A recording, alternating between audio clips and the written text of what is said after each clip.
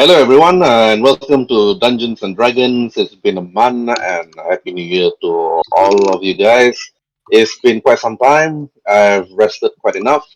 I have medical issues that I needed to sort out. Very bad insomnia, unable to sleep. So I've visited a number of doctors, and I've been given a number of supplements, and even met a psychiatrist, which is good. So, and I have my own personal psychiatrist too, which is Aizen in the game. He's been helping me with all my psychological problems for the past 1 month. Okay, thanks for that, Aizen. And thanks, guys, for also giving me all the moral support that I actually need. Okay, all right. Now let's start. Throughout your adventure from the north town of Unohol, you all actually took a quest to actually meet one of the shopkeepers that actually traveled from the south to Unohol, but now she decided to actually travel back and hired you all to actually protect her small little cart to her hometown. She is just a simple peddler selling simple oats of potions. But throughout that journey itself, all of you have faced perils of the lands itself, got lost due to the desert's environment, even managed to survive against the enemies or the monsters or the demons in the desert. But throughout that adventure, throughout that journey, as you travel further down, you stumble upon a destroyed cart, perhaps with a family of elves killed, murdered, perhaps, unsure, by goblin arrows during your last initial investigation. But as you travel down again, you will stop as you notice that a bunch of hobgoblins, apparently, which you could see, three of them. Actually, one of them actually unhooded his cloak to reveal himself wearing some sort of armor beneath his cloak. So seems his blade, the hilt of the blade, protruding from the back of his cloak. So, and after he stares at the rest of you from the top of a small little cliff, where two other hobgoblins is just standing to his left and then to his right. Elgen, that was actually sitting next to Deidra, actually urged her to actually stop the cart further up. Cornelius seems to be surprised.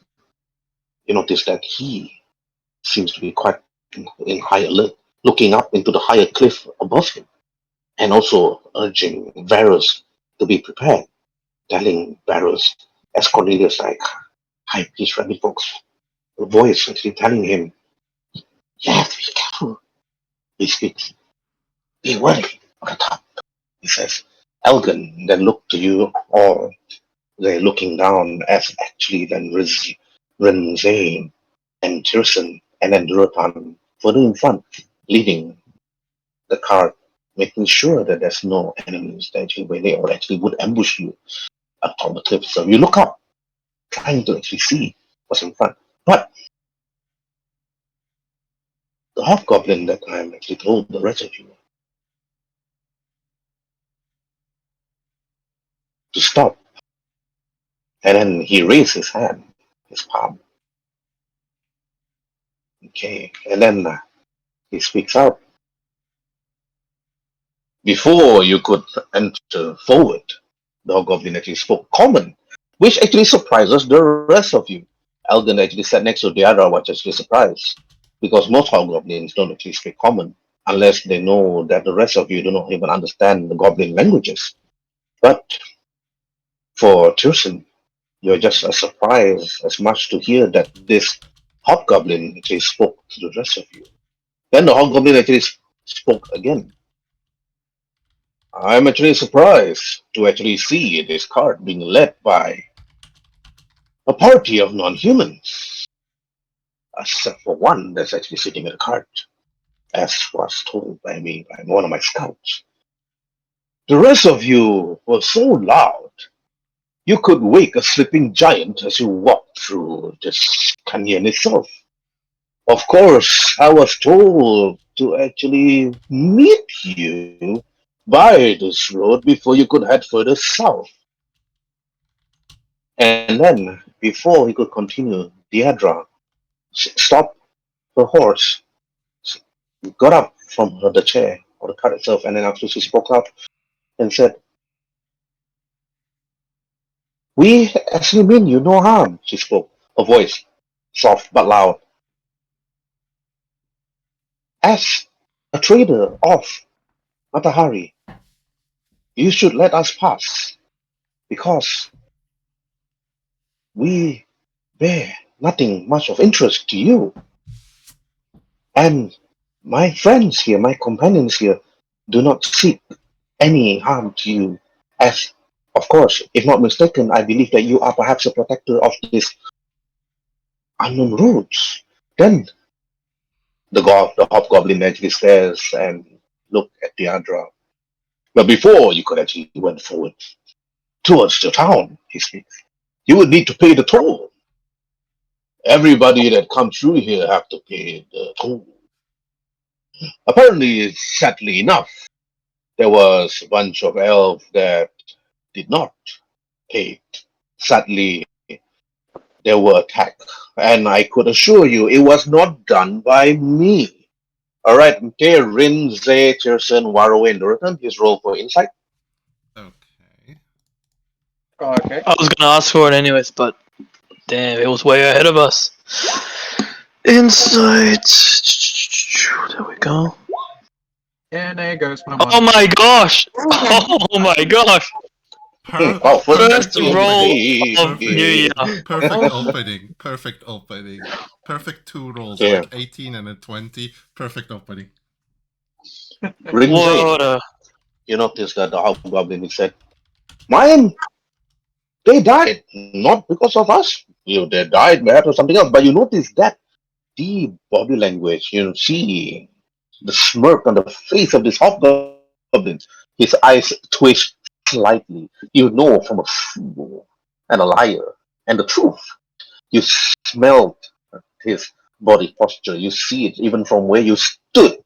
This particular hobgoblin is obviously lying when he said that those poor elves that died further up from where you came, the children, the mother and the father died killed by goblin arrows. And this hobgoblin actually told you that it's not done by him? How do you respond, Rhin'zey? Well, firstly, I walk forward a little bit closer, showing them that I'm not afraid of them. And right around there, where I can look at them in the eyes and talk. As we have stated, we're here to pass through. We have no hostile intentions. We just want to go pass through, do our thing, make sure it is done well and perfect, and then we leave. Now, it seems that from the look of you, it is not something that you seem like you want to allow us to do as easily or without a matter of resistance or anything. We can talk. I'll be more than happy to talk.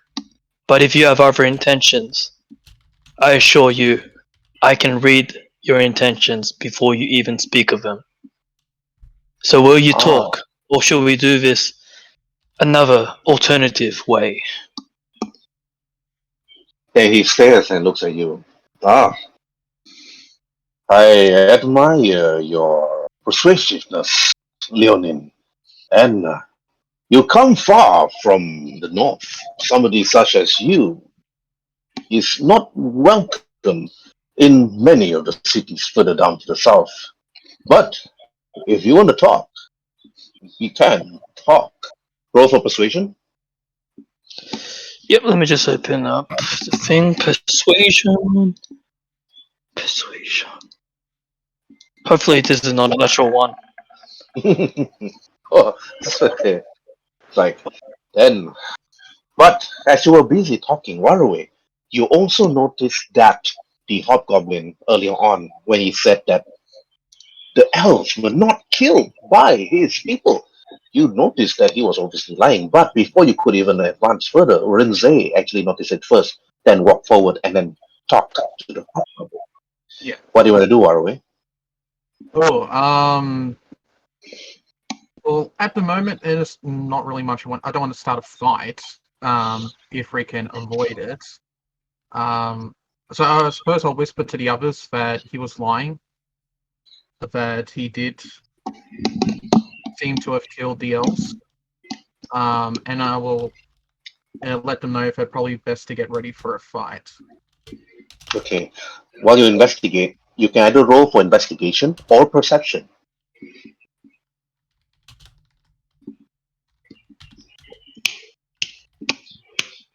Wait, who's this? You. Waruay. Oh, am I rolling? Oh, sorry. You can choose either investigation or perception. Oh, okay. Oh, sorry, my bad. I didn't hear that part. Perception. Moment.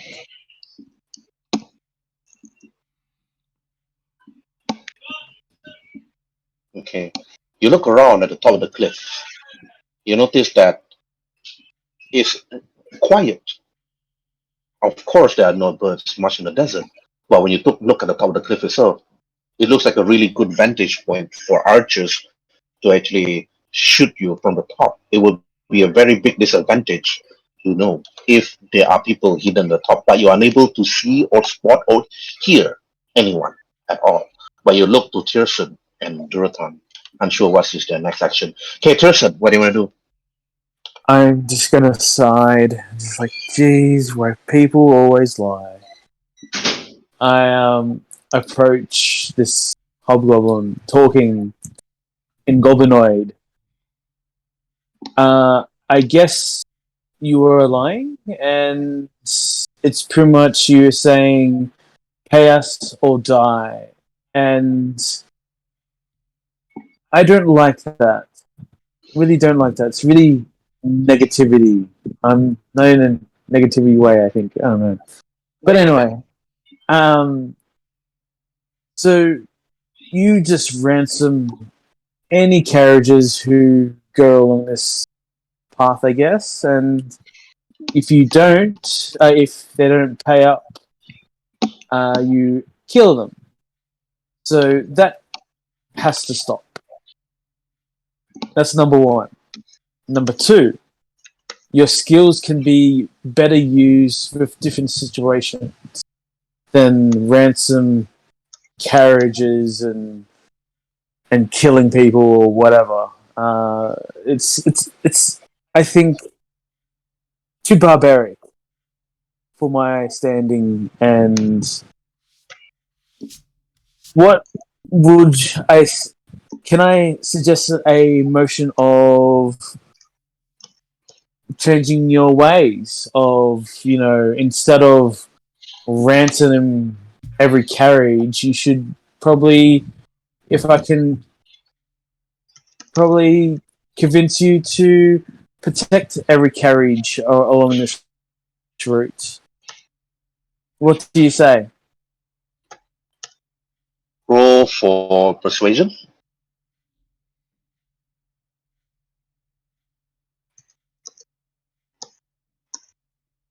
The hobgoblin, you notice, he was actually surprised the moment you actually spoke goblinoid. He looks at you.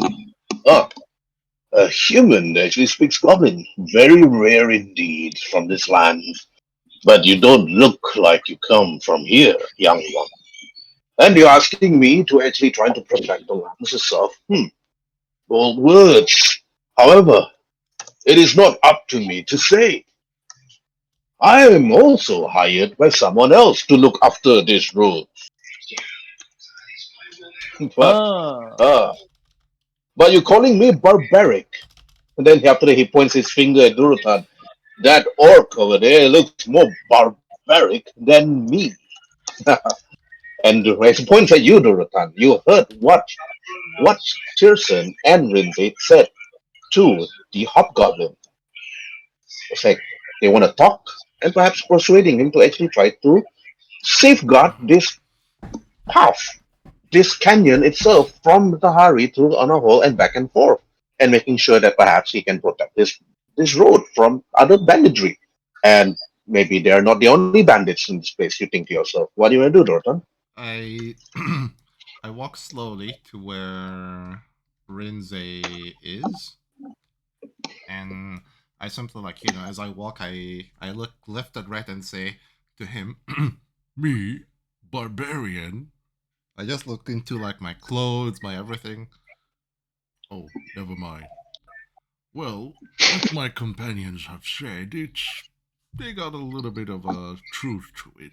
A toll can be paid once, and it's not enough, while protecting somebody means they will owe you, if not money, a favor, and if not a favor, you saved him, a life for a life, and so on and so forth.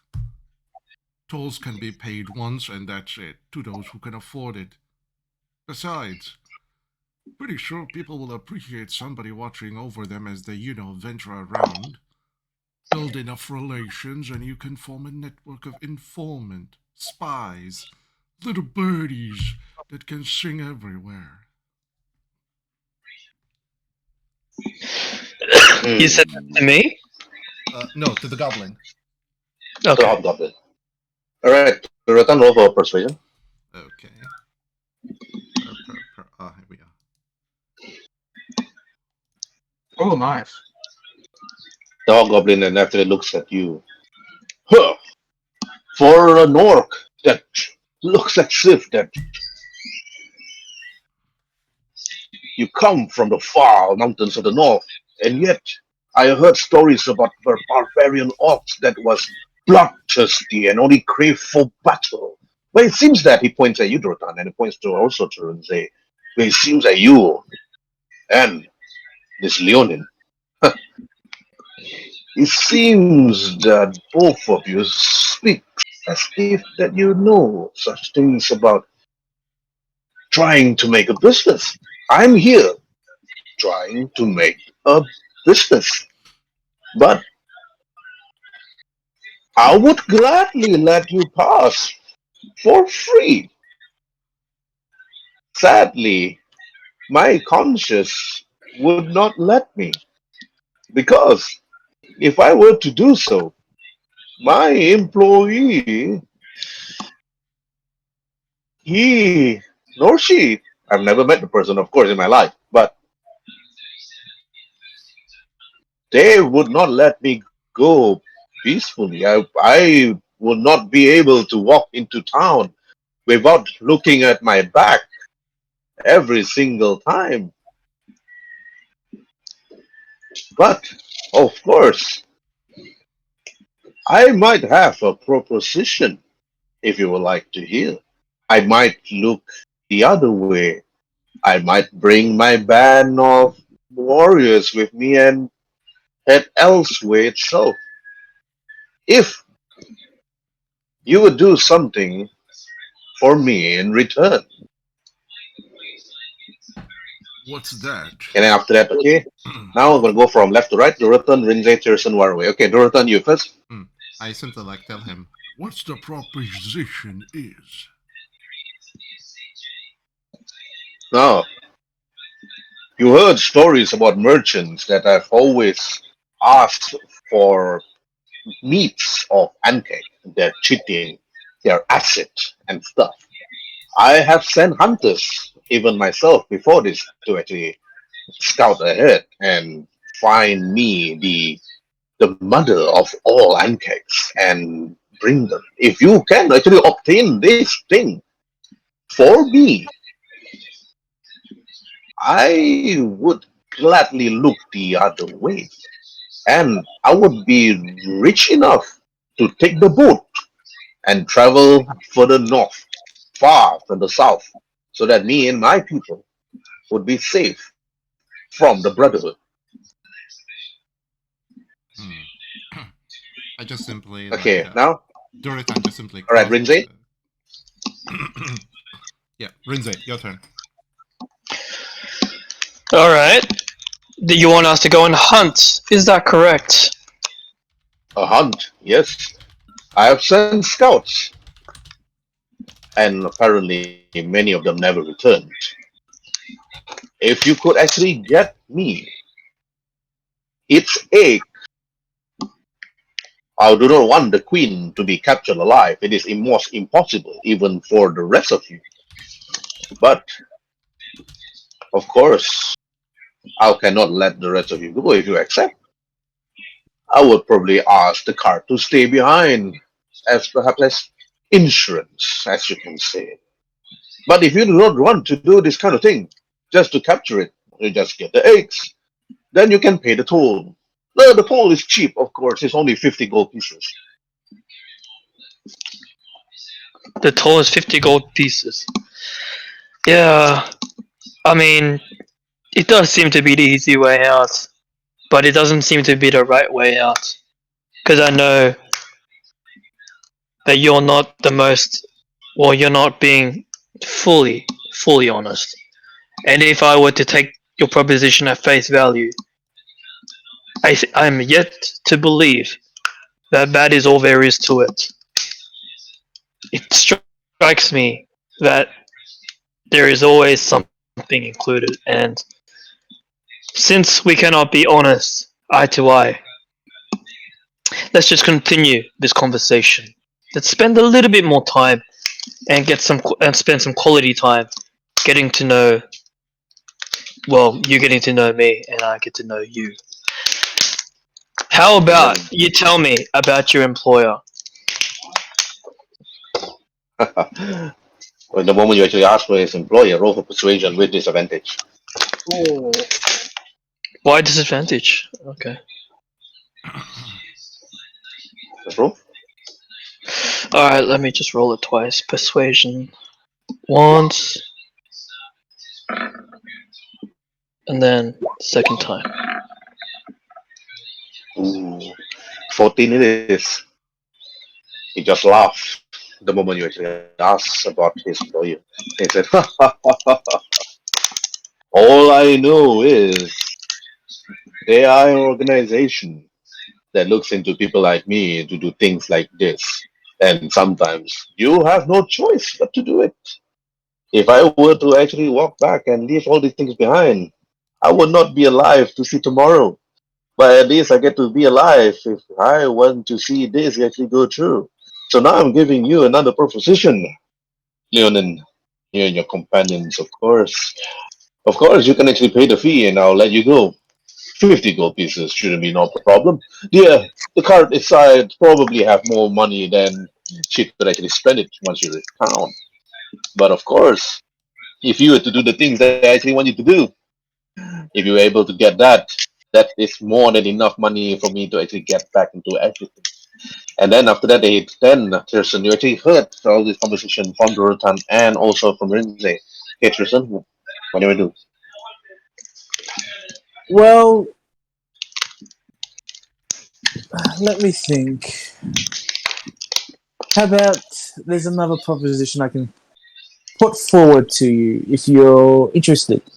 My village is looking for skills like your fine soldiers. Instead of protecting, using two arms, doing an expression mark,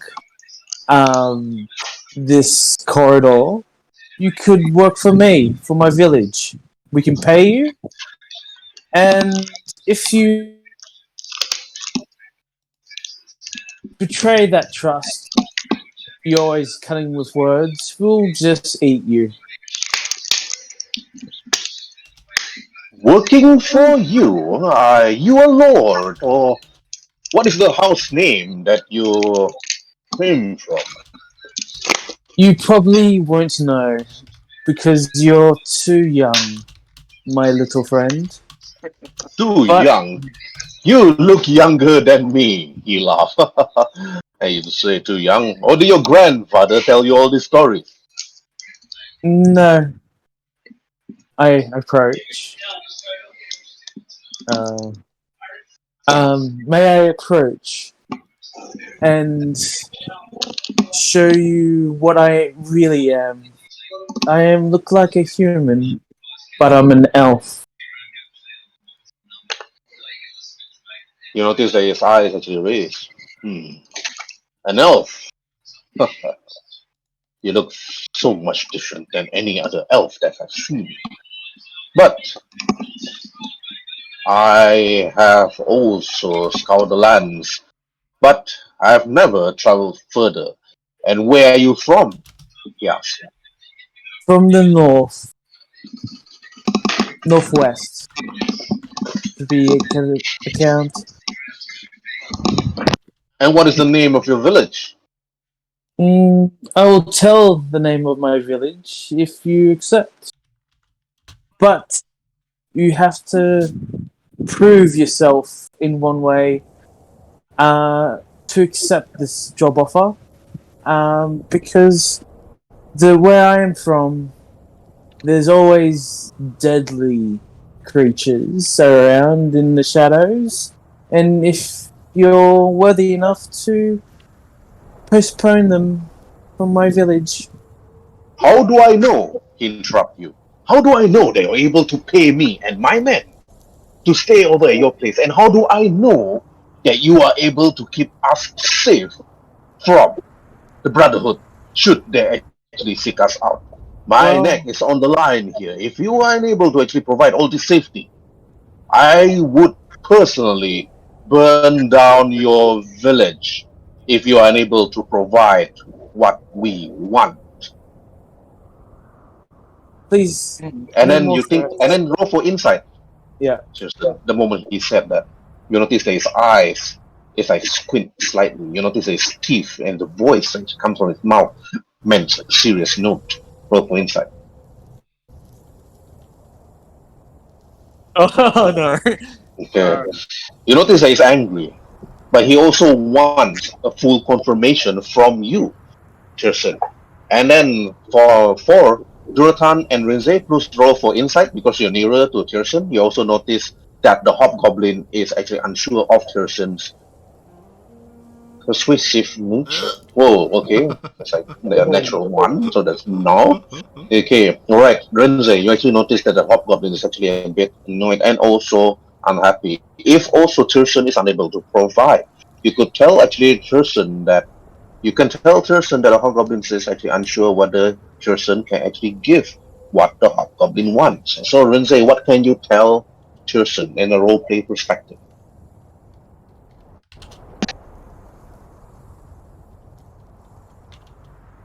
Rhin'zey? Is Rhin'zey here? Probably mute. Alright, I'm here.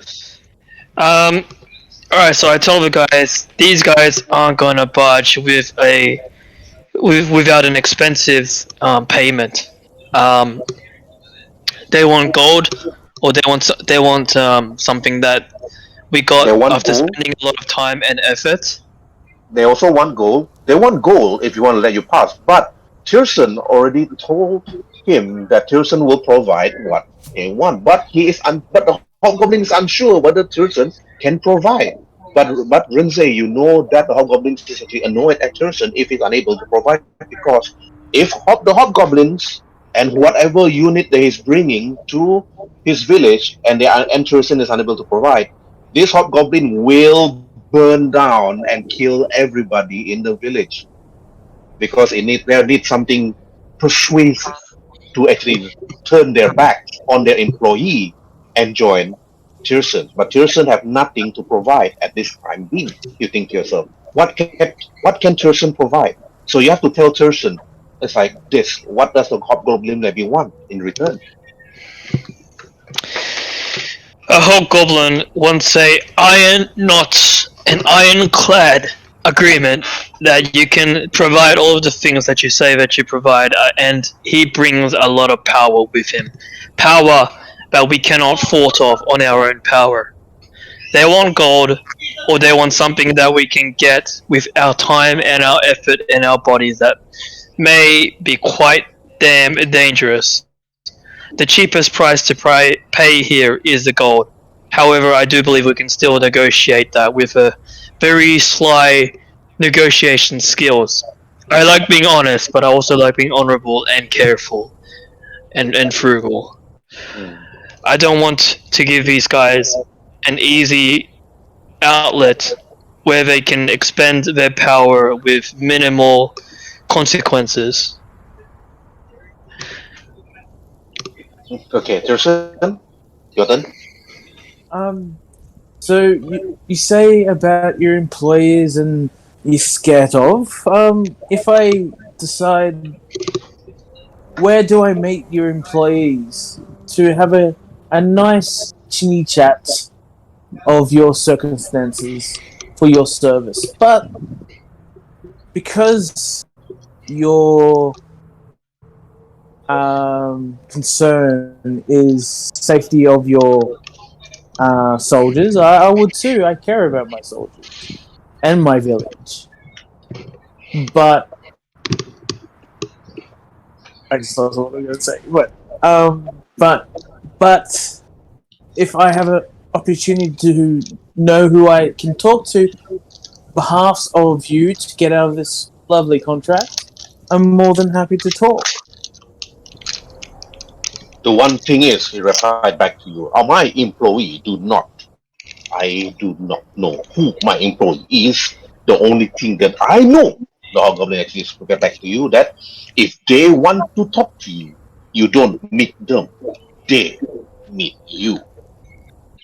You just have Oh, to meet some certain criteria, of course. Unlike me, I was known to go to war, or a slight skirmish, I would say, not really war, of course, he said, with the humans from the south. And the moment he actually said humans of the south, okay, Waruay, you notice that Varius is like a bit, he's like, you notice that what Varius is a bit unhinged. And he's looking up and down. It's like looking at the cliff itself, together with Elgen and Cornelius. You notice that Waruay. But Waruay, you heard all this conversation between Durotan, Rhin'zey, and Tyrson. What do you do, Waruay? Um. Well, I'm concerned about the cliff, but I'm guessing, and everyone else knows what's going on here.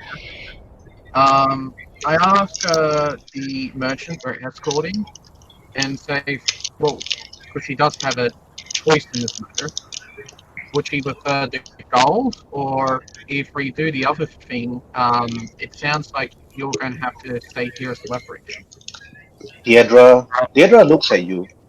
Then after that, Deidre was actually busy talking to Elgen at first while whispering to each other. Deidre then looks at you, Waruay, and said, I don't mind giving him the gold pieces. It's it's a lot, but I would have to make back what I actually lost if I were to actually give him that much. And and I would need somebody to actually help me making all these alchemical potions and getting ingredients to start all over again. But if if I want to see the safety of the rest of you back to my place, I'll really just give him the money and we can just go through. But by the way, I'm not too sure. If you want to do what he wants you to do, it's it's your choice. But I'm just worried that if you were to travel to seek out the ancake that many of us have heard before, the mother of all ancakes, the one that breeds every ancake in this land, it's going to be a very difficult task. Waruay. I'm just afraid that all of you might perish during that attempt. So you need to. And then she just like think to herself. She just nods her head and thinking and close her eyes. I'm just unsure. Waruay tells you, ah, I. Elgen is just looked at the Edra and he said, we will wait until for the rest of them to actually speak to the Hobgoblin. It's their choice, but we will stay here just in case. Elgen actually look. Then the Varius then looks at you, Waruay, and after he said, you do what you have to do. It's like young kobold. Think of what is the next course of action. But if anything, we would stay here and protect the cart. Cornelius just like looks at you, Waruay, and he said, think of what you can do, Waruay. What what do you think? And after Waruay, what do you want to do? So yeah, I think that I'm thinking that leaving him here and going after that thing is a very bad idea because he is a liar. So he could just kill them while we're gone, and when we come back, try to kill us then. So I think negotiating with him he's not honourable. He won't keep a deal. So what I want to do is this cliff face up here. I want to try and sneak my way up to the top of it without them knowing. Okay, roll for stealth. I'm against a lot of. I'm gonna be rolling for a lot of people's perception. So for you to climb up the cliff is actually 30 feet high. And so just to climb up without them noticing is gonna be quite difficult from your end because it's not nighttime. I could spend a key point and jump up there. Mhm. Would that be less noticeable? You can, but if you fail stealth and you might agitate the hobgoblin, you might accidentally start a combat by accident. Okay. Well, before I do that, I want to see if there's a way up to the top of the cliff that's sort of hidden. I'm going to look for little nooks and crannies that I can hide in if I were to climb up there. Okay. Because the whole cliff is actually there. Those that actually, if there are people under the cliff, they have, of course, advantage or not even advantage, just bonuses to actually notice your stealth. I have to roll a number of rolls to actually notice. Even the hobgoblin, even standing on this small little cliff over here, can actually spot you. So you have to be very careful. If your stealth is low, it's negotiations for these three guys here right now. It's gonna be quite difficult for them to negotiate terms if you fail. Yeah, so at the moment, I don't want to go out there just yet. I just want to sort of spend the turn finding a way up if the negotiations start to turn a little sour. Okay. Then roll for perception.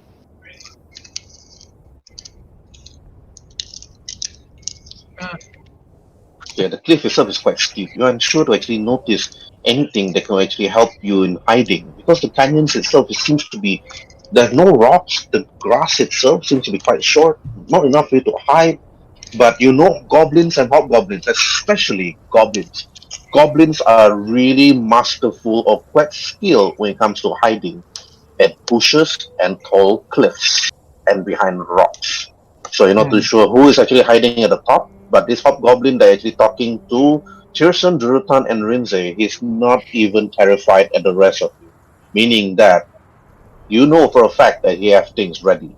So you tell yourself, you haven't seen anything, the cliff itself is quite difficult to climb, and even to jump up is quite difficult, even for yourself.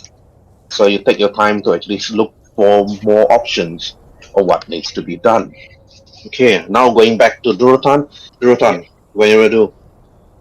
Basically, the goblin wants to have like an assurance of payment and safety when he gets to Tyrson's village, is it? Not payment. Mhm. He just wants to be sure when he goes to Tyrson's village, he wants to be sure whether the village is actually safe Oh, okay. enough for him and his people. Because you're not too sure how many is his people. When he mentioned his people, it's not the two people that's standing behind him. Yeah. That means that he has more at the moment at the cliff, staring down at the rest of you. And arrows, when you get shot by arrows to the top of the cliff, they all have bonuses to hit you, regardless of your armor class. You're gonna get poked by arrows even before you go to the top of the cliff. So, Yeah, exactly. so he just wants reassurance.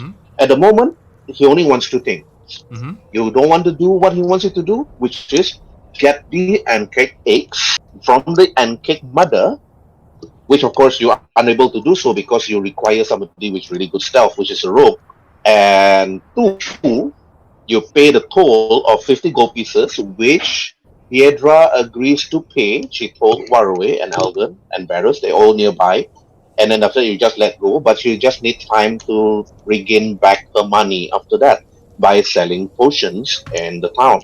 Third, the Hobgoblin needs a strong assurance from Tyrson, which Tyrson could not provide in terms of his persuasion check. So, and this Hobgoblin have never been to Vow before. And Vow is not far from, obviously, Kahari. It's just a boat away. It's just a few days boat ride. And he just need these three things, apparently, which you need to choose, which is either pay the 50 gold pieces, two, do this quest to get the eggs, which is a number of eggs, actually, without getting eaten yourself, and three, which Tyrson actually provide, but he needs strong reassurance, which Tyrson failed his persuasion check. Mhm. If you guys want to really persuade this hobgoblin, you need to assist Tyrson in persuasion check by giving him an advantage roll, Mhm. meaning that Tyrson needs to reassure this hobgoblin that everything's safe and sound. Which, of course, in other words, Tyrson have a time lapse. If he managed to persuade these guys to go to Vow and stay there, Tyrson cannot spend too long in Matahari, and he has to bring these people to Vow. And when he brings these people to Vow, then he have a time lapse, maybe a month or two, depending, to make sure that that town is protected, meaning that with walls, a barracks, and all these things, which Mhm. of course you need to provide, which is already kingdom building, already starting from there. So, what do you want to do now, Durotan? You Uh, can tell Tyrson mhm. about the three choices, or you can create There's a a. fourth. We could just kill them right here, right now. But I don't know You if we're gonna can, be able to do well with you that. can. Anyway, Yeah, but we don't know how strong they are, and they are goblins after all. But I don't know. We got fancy new toys when we leveled up, and we didn't use it yet. I think. uh, I basically put my hand on Tyrson's shoulder and just say to him, "Perhaps they are willing to accept if you decided to go with them. After all, you're looking to add them into your ranks. It is unwise or unfair to just give them an empty promise without, a proper reassurance. Do you have anything, a banner, a signet ring, or something with your family crest on it, or your tribal sigil on it that you can give them that they could give it to somebody that knows you in your own town? If not, this is where I would advise you to either take them with you, meaning we're gonna have to, drive the cart and take it to Matahari and then follow you, or we go and hunt down some Ankek Queen. Basically, damned if we do, damned if we don't. Unless you're willing to pay the good of money, of course.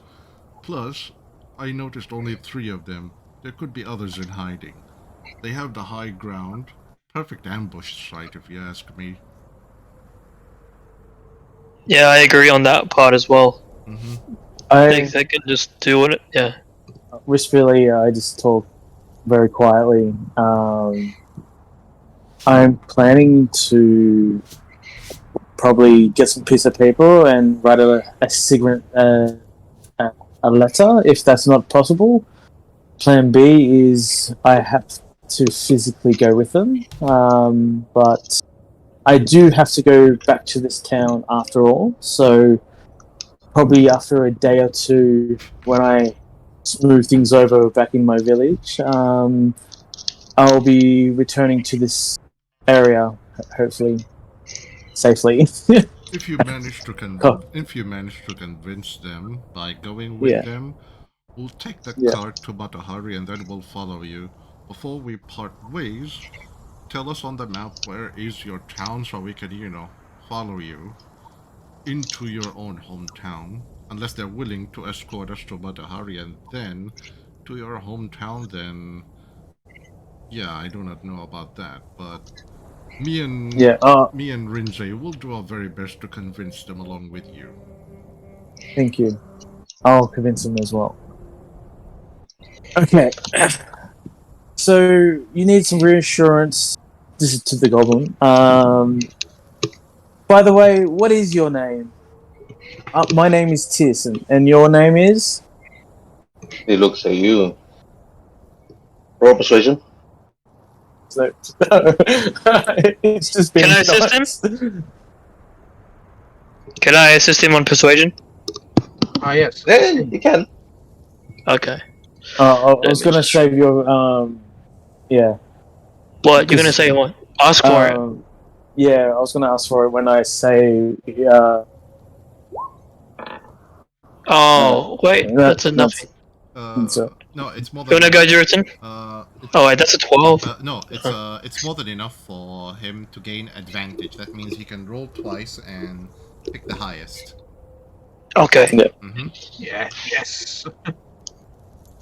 As assisting somebody means you're giving him advantage. As long as your roll is above 10, you gave him advantage. So now, Okay. now Tyrson can roll with advantage. Yeah. Twice. Choose the highest roll. Okay. It's You can perception. do this, Tessa.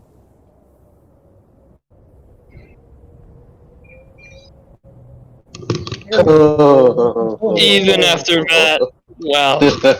I could have It's not- persuaded it's him not all by myself.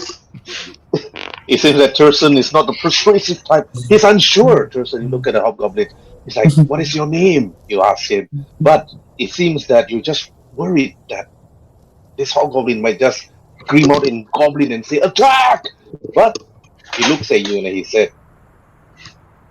"My people call me, most of the time they call me Captain.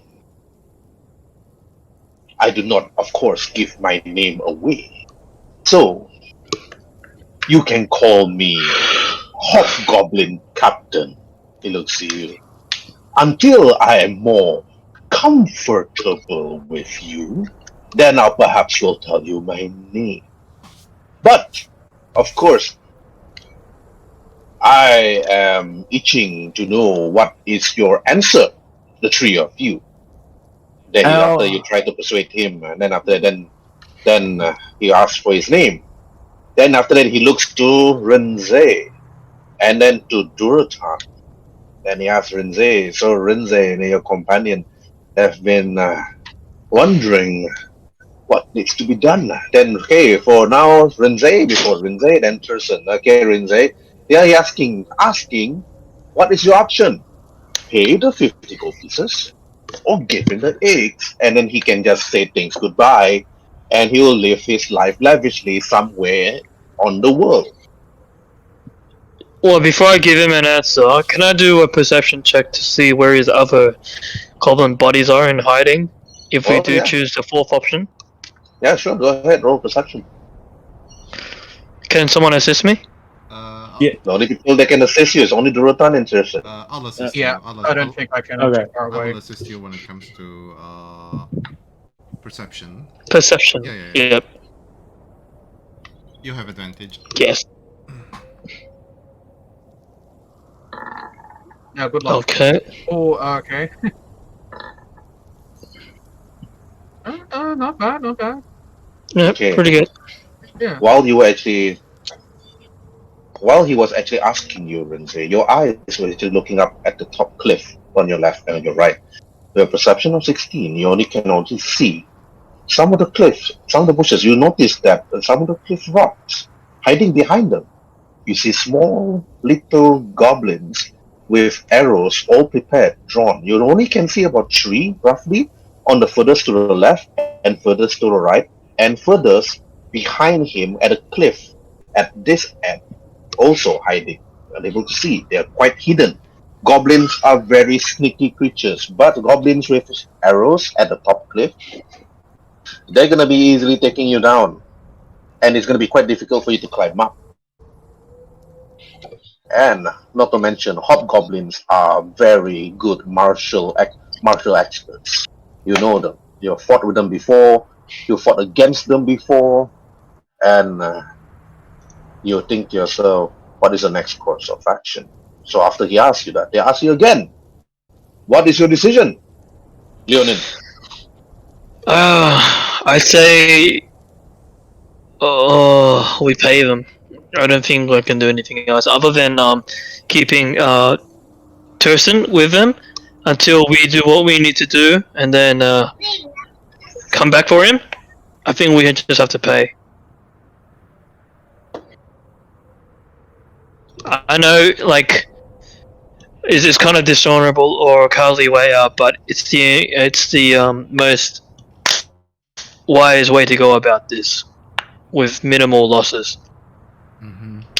Loss of money is better than a loss of life, unless you're willing to take them to your own hometown. Like I said, it's going to take us a while to reach Matahari before we follow you. Until then, you're going to be in a literal den of scorpions by yourself. It's fine. I'm not too worried about it. Okay. I feel the wisdom of my Gods, the goddesses. the goddesses. Yeah, thank you. Yeah, I feel the wisdom of my goddesses to get me out of this. But anyway, I turn to the goblin.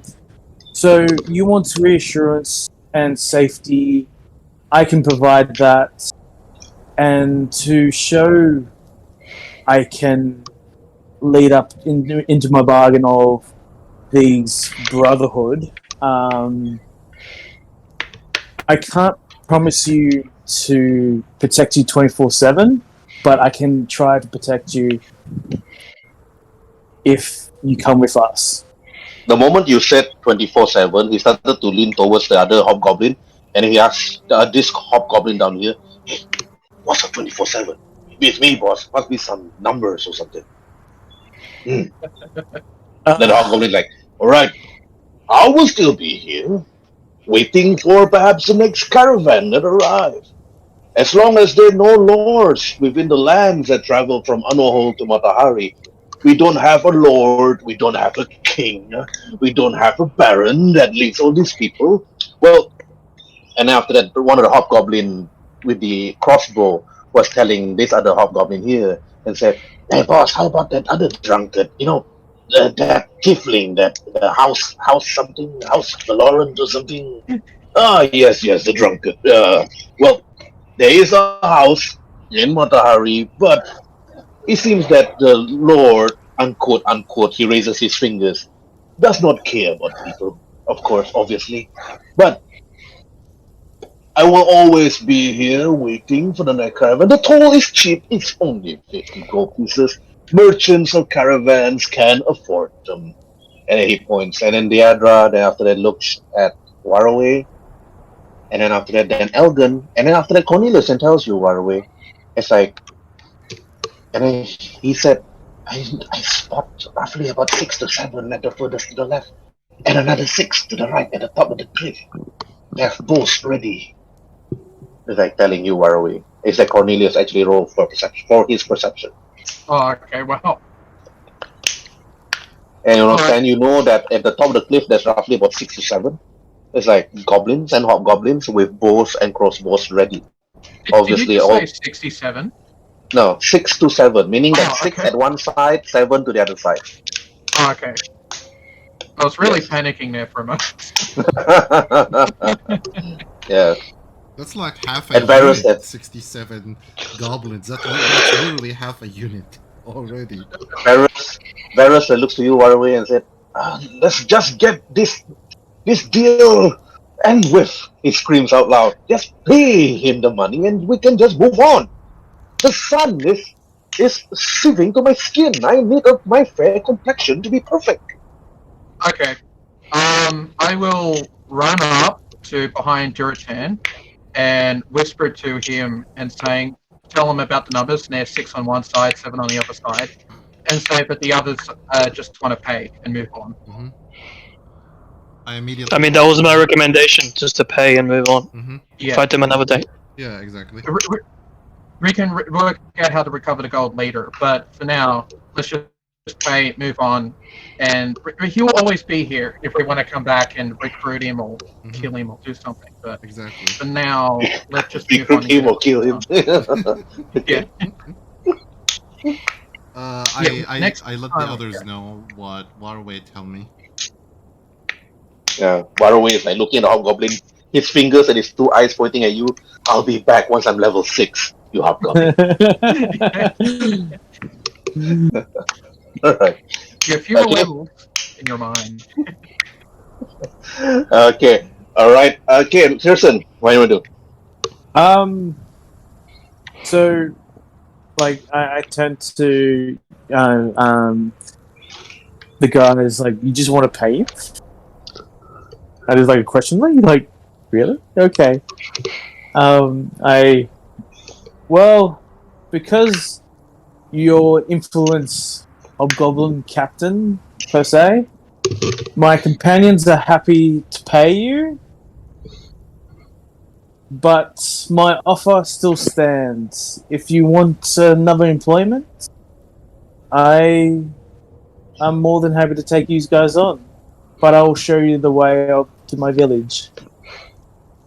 The Hobgoblin captain then looks to you, Tyrson, and he bows. Then I will wait here for you. If you have something good in return, then my men will be persuaded to join me, and then we would gladly join you. Okay. I guess I go to the carriage, get the gold, and come here and just throw it on the ground. Tie it up and throw it on the ground because I guess they're not gonna, come down and get it.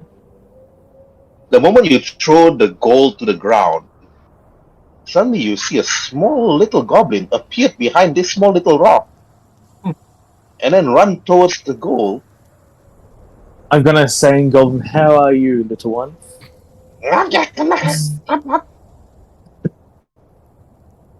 What would he say? Exactly. Okay, Exactly. Stay away from me, you tall little human, it just tells you. He picked up the gold and after quickly ran off into the small little cliff and then just hid there.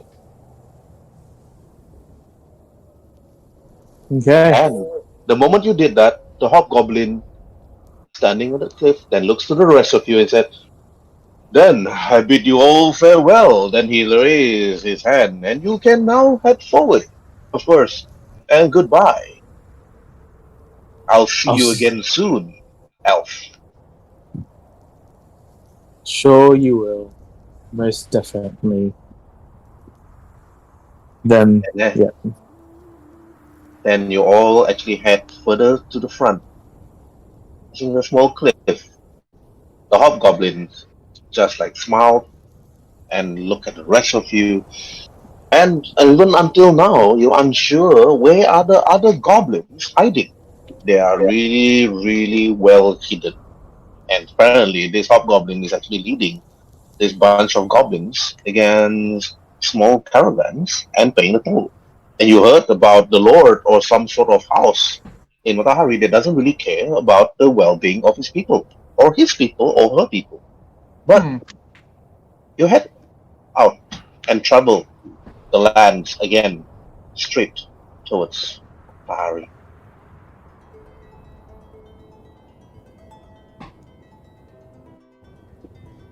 Okay, one roll for survival, one roll for nature, and one more for perception. Okay. Survival, 2 squares, please. 2 hexes. Okay. Within a day. Is 2 hexes, 1 and 2. Yep. Nice. Okay, that's within a day, so rations are not reduced because Elgen rolled for food, so you don't have to reduce your rations. Yep. And this is within a day. Again, roll for survival.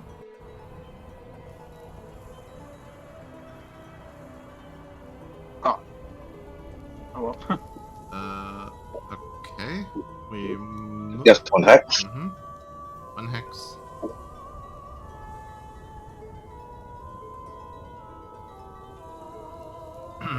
Okay, go again. One more. And finally, Right. we are at Matahari. Yes. After the 5th day, the 5th sowing thunder, the year 1369. Okay, the season is dry. And then you all entered the town itself, which was actually, when you all entered, you were actually greeted by the sounds of busy townsfolk, apparently. The gate system seems to be guarded by guards, and when you look at the guards, they seem to be holding some sort of small shield and a spear. But Deidra seems to be quite happy the moment you all arrive, and upon arriving during the day itself, Deidra then said, thank God for that. This was some long travel. And you notice that she entered town together with the rest of you. But before she could enter, the guards actually stopped the rest of you. And then again, the guard itself looked to Tyrson, to Durotan, to Elgen, to Cornelius, and also to Varius. Varius actually then entered. The guards actually then looked at Deidre. The guard then spoke. His voice was rough. You notice that his cheap leather armor is just dry under the hot weather itself. And he spoke, Deirdre, I haven't seen you for weeks. Where have you been? The guard said, Nas. And Deirdre then spoke up. Well, I have been gone for quite some time. If not because of my friends here, I probably won't even be here right now. And the guard then spoke, well, there's really nothing much for you to miss here. Sounds the same. Ship's not coming. Well, the storm, you know how strong the storm is. It's unusual, of course. Everybody's been praying to the god of Tasa, making sure that most of the sailors be safe. But it seems that many of the other captains of the ships are just stranded in the taverns and inns, unable to actually move out. Because we still are unable to actually figure out what's actually going on. Then the other one spoke. Well, I don't think my friends here just want to sail out and travel the seas. I don't think they're the sea type. The guards and look around. Well, welcome. If you are the other friends, then you are my friends. Then the guard actually looks to you, Leonin, to you, Rhin'zey, and he said, Leonin, far from the south, you have traveled far from the north. Then looks to you, Rhin'zey, and then he said again, you have to be careful here, Leonin. The people of this town are not fanciful of your race. The guards actually gave you a warning, Rhin'zey, making sure that you don't do anything foul or anything mischievous in their town. But actually walk in. Deirdre actually then leads you all towards the shop. Then, as you walk,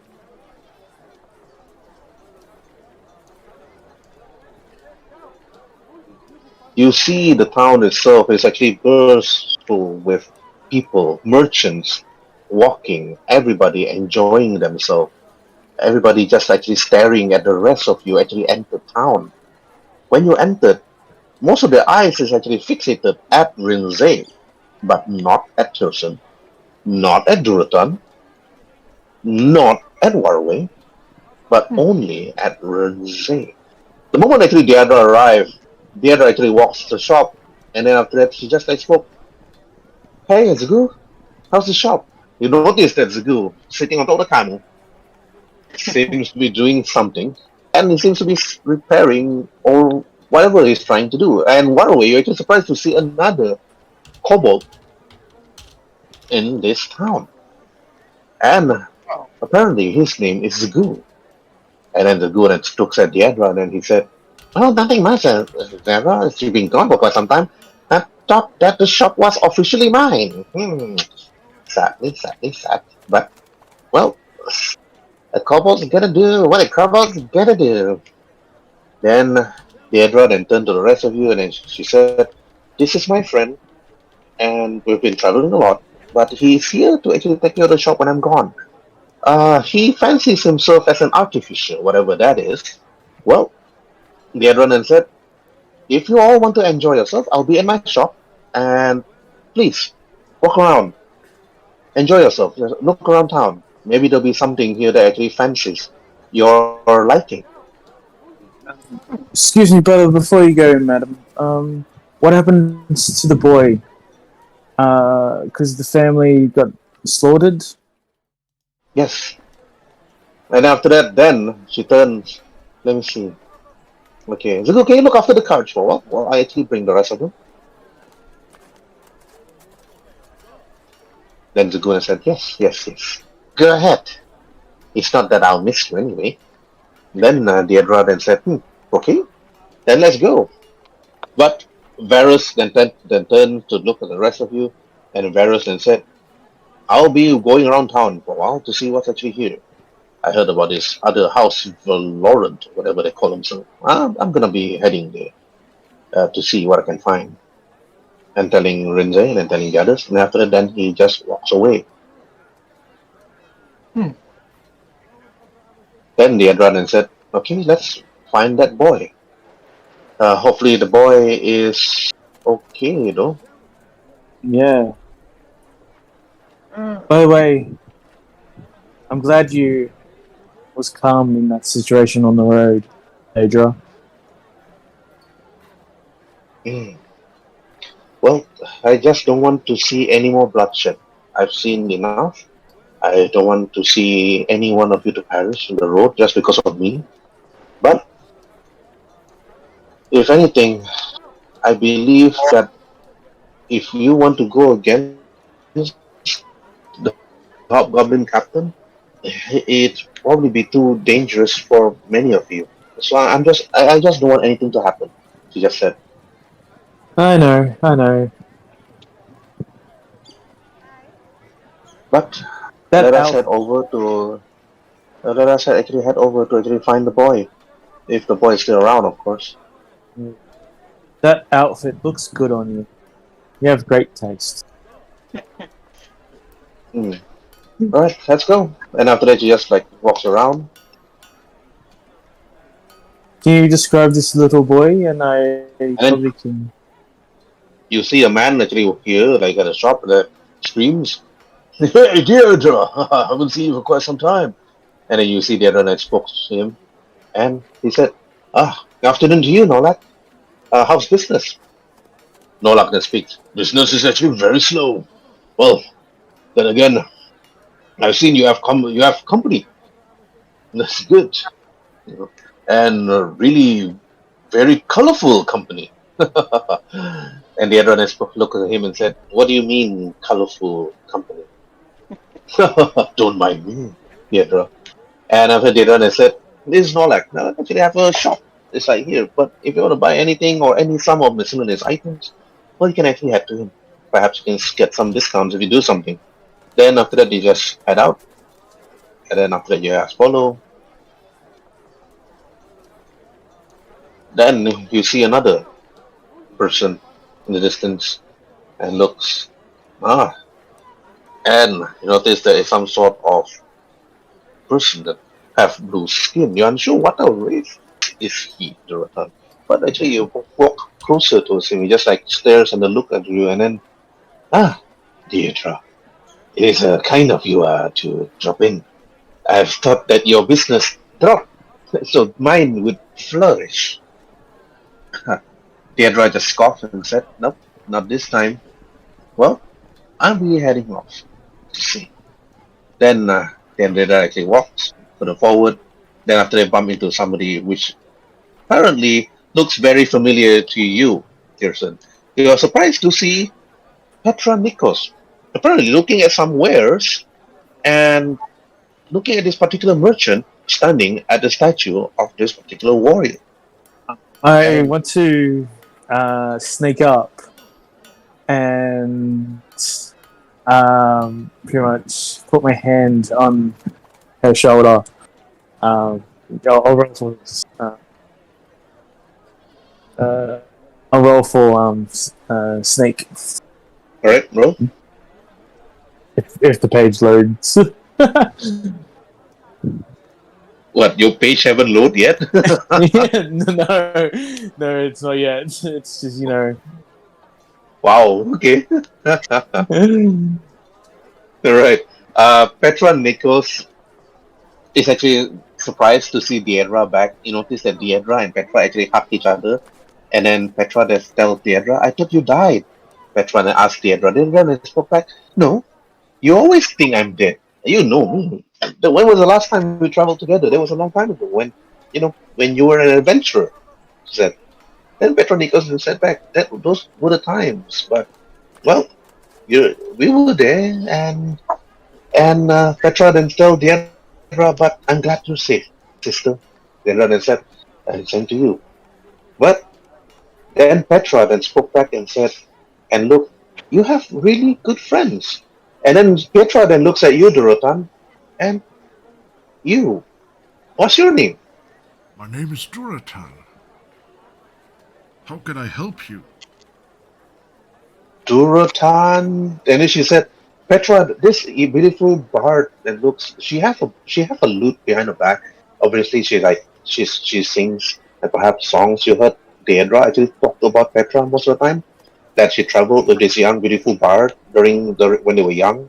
And then Petra then asks you, Durotan, what? Do you have a last name? No, but my clan, is the Frost Wolf. So my last name, if I have to pick, it will be Durotan of the Frost Wolves. Ah, nice to meet you, Durotan of the Frost Wolf. Then Petra turned to look at Waruay. And then after that, she kneeled and said, and who are you, cute little one? She looks at you, Waruay. What's your name? I look up, gnawing on something, and I look at her and say, "Oh, it's Waruay." And I say, "It's nice to meet you." Waruay of... Do you have a last name? Oh, Frostscale. From the Frostscale. Frostscale. So both you and Durotan are named after places, like the mountains. Yes, I'm from a mountain, and Durotan's from a mountain as well, I'm pretty sure. Ah. So Waruay of Frostscale Mountains and Durotan of Frostwolf Mountains. Wow. Different mountains. And then she turns, and then she looks at Rhin'zey and a Leonin. Wow. I heard stories about your race, but this is the first time I've seen a Leonin up close. And what's your name? My name is Rhin'zey of Shizizwa, but you can just call me So Rhin'zey. Durotan of Frostwolf, Waruay of Frostscale, and Rhin'zey of... Wow. You have interesting friends, Deidra, she said. And then before you could even sneak behind her, Petra, before you could even sneak behind her, Tyrson, you noticed that she saw you, and then she quickly, because you were trying to hide behind Rhin'zey, she just quickly sees you, and then after that quickly grab and hug you. And then she said, I thought you died. Yeah, I'm just a hard person to die, I guess. Okay, Waruay, Durotan, and Rhin'zey, you are surprised and shocked to see that this beautiful woman suddenly grabbed and hugged Tyrson as if she knows Tyrson really, really well. And when she asked Tyrson, I thought you died, meaning that Petra knew Tyrson very well.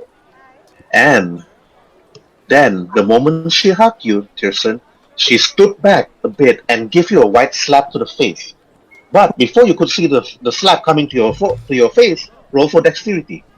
I'm gonna leave it. I'm not going. Alright, okay. Yeah. You take it. You took it like a man that you are, the elf that you are. And you took it. You notice that Petra cried, and then she just said, you could have wrote, but wait, you could have sent a pigeon at least.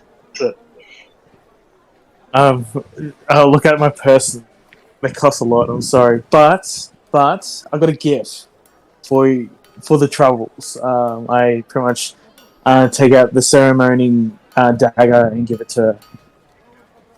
You took out the ceremony dagger? Yeah. Yep. I said, wow, this, that you unsheathed it and said, this is really beautiful.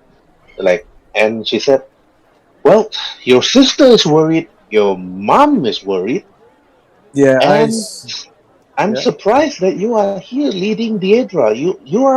I'm surprised you were here to protect Deidra. And Deidra then looks at Petra and said, can you stop it with the dramatics? And yes, they did lead me throughout all the troubles in the desert. And I'm really, really grateful for that. And yes, Petra. And then Deidra asked Petra, how long is it going to be here? And then Petra then replied, I think I'm going to be here for the next 4 days. Then I'm going to be following the trade caravan back to Val. And then she slowly turned to look at you, just like Tyrson. And I do suggest you head back to Val. I'll be here the next 4 days. I will be leaving. You better be following me back. Yeah, I ran into my mother in my travels, and she's heading back to Val with some workers to work on the village. Lucas.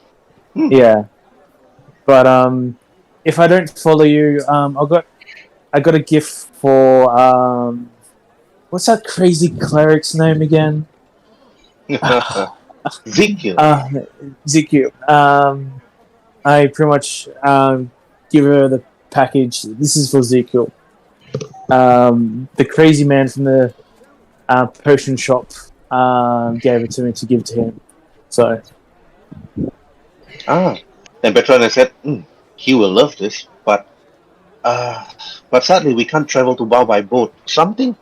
There's some sort of unusual storm that's been going on the ocean, and many of the captains and perhaps the boats themselves refuse to actually set sail. I've heard stories that a number of boats have sunk because of the storm itself, and many of them actually at the taverns, and some of them, just walking around town. Well, if you're going to be here for the next few days, then perhaps we'll probably see each other at the nearest tavern.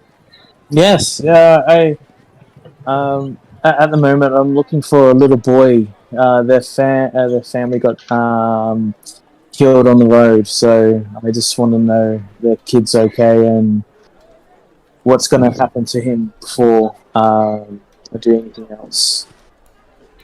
I just like move my foot, just like like it's like a girly sort of thing. Well, I hope the boy's family is at peace now. She said the roads can be very dangerous. I heard stories about brigands, thieves, bandits, just like crawling the road now, taking payments. I hope you didn't come across any of these people during your travels. Yeah, I have, but no, that's another story for another time. I can tell you. I'm glad you're safe. But next time I'll try to send a pigeon or two. Well, as long as we travel along the coast is very safe. Nobody would attack us when we travel the road from the coast itself. But I'm going to be here looking at some wares, and if I'm here, he's a really good trader. He's a traveling merchant. I heard that he'll be traveling with me to Val and selling some of his wares. And Oh, nice. he would even gladly buy any items that you found along your travels. Yeah. I we'll probably not end up found anything on our way here. But thank you. That's You see great. the trader if I'm, and then after that, then after talking with you, then after that, now to Durotan. Durotan, what do you want to do? Basically, I look into Deirdre and just tell her, Are we able to find the young boy? I mean, surely an elf in this city is, a bit of a rare sight since the guard seems to take notice of Rhin'zey, although I take an offense on that one. I'm usually the scary one and nobody's afraid of me. One look at him and they all start to look at him. Deadran looks to you, Durotan. People here are quite accustomed to orcs, or half orcs. But for a Leonin, he is a really rare, welcome sight. But I hope nothing will happen, because the people here are quite agitated by Leonins, especially the stories that I heard about Leonins eating young children. Oh, that's new. Well, we have a young boy to find, so let's find him. And then she comes. Then she said goodbye to Petra. Come, yeah. Goodbye, Petra. I'll see you soon. Then after that, then Deidre walks down. Then she introduced and said, that is our shop not far from there. And also the tower. I believe somebody is staying there. Not too sure who. The door's always been locked. And then we are reaching the marketplace and also the docks. And she speaks out. So, Tyrson, who was that girl who gave you the beautiful slap? As much as I wanted to give a punch. That's Petra. No, Petra. Sorry, Tetra. Sorry. And then Theodora then actually went down and said, "That is a temple of Tasa. Tasa is the goddess of the sea and protects many of the sailors and the people from the dangers of the ocean itself when during travel. Many of us actually would pray here. We would travel by boat. But as you were actually heading further forward, you notice an elf, an old elf, standing behind some sort of pillar with a book, eyes glowing, hair white with stuff. And then he speaks out. Then he said, 'Be careful of the lands itself.' He speaks. 'Be careful of the one that you seek. The lands, the world, the gods. I was there 10,000 years ago.' The Edward actually spoke. That is an old elf. He claims to be from more than 10,000 years ago, during the time of the gods, when the gods actually destroyed the world and created this world that we're actually staying in now. And he always claimed that he was the first of the first ancient elf that was here. We call him Old Zach, of course. Yeah, but we don't really disturb him much. He's harmless, I can tell you that. But his stories about ancient cities where kings and queens used to live in perfect harmony when there was a great battle between the gods that destroyed the continent and birthed a new one. Tasa, Teliod, the sun gods, everybody. Well, then you notice that this elf over here then points to you, Rhin'zey, with his staff. Then he spoke. "You, the face of the lion, the mane of gold. You, I've seen your future. Your future will be wrought with nothing but..." Then after that he stops talking, and then you see one of the guards actually start screaming at the old elf and said, "Stop your yippee yapping, old Zach. That is not true." Then the Edran actually talks to you and looks at you, Rhin'zey. You can ignore what he said. Everything he says is never true. It never actually happens. He claims that he's been in many adventures when he was young, but he can never prove it. Okay, well, if that's the true, well, I just want to have a little fun and entertain here, and I want to walk up straight to him, about 3 feet away from him, looking right in the eye and say, "Nothing but what?" And then the old man, his eyes like slightly glow, when he turns, and then he looks at you. "Oh, what? Nothing but." Then he suddenly turns to Waruay and said, "You! The sky will be filled with silver and darkness. Two will cloud the skies, one with death and one with steel. And you will be a part of it." They turns to you, Rhin'zey, and then to you, Waruay. And they said, and then after that you notice that he holds his head. "Oh, where was I? Ah, yes, the skies is blue." No, he doesn't make any sense, you think to yourself. Roll for insight, Waruay, Rhin'zey, Durotan, and Tyrson. Okay. I want to say, well, if I'm going to Doom, then I'm taking you with me, because I don't want to be lonely. He clearly is a wise man. Yes.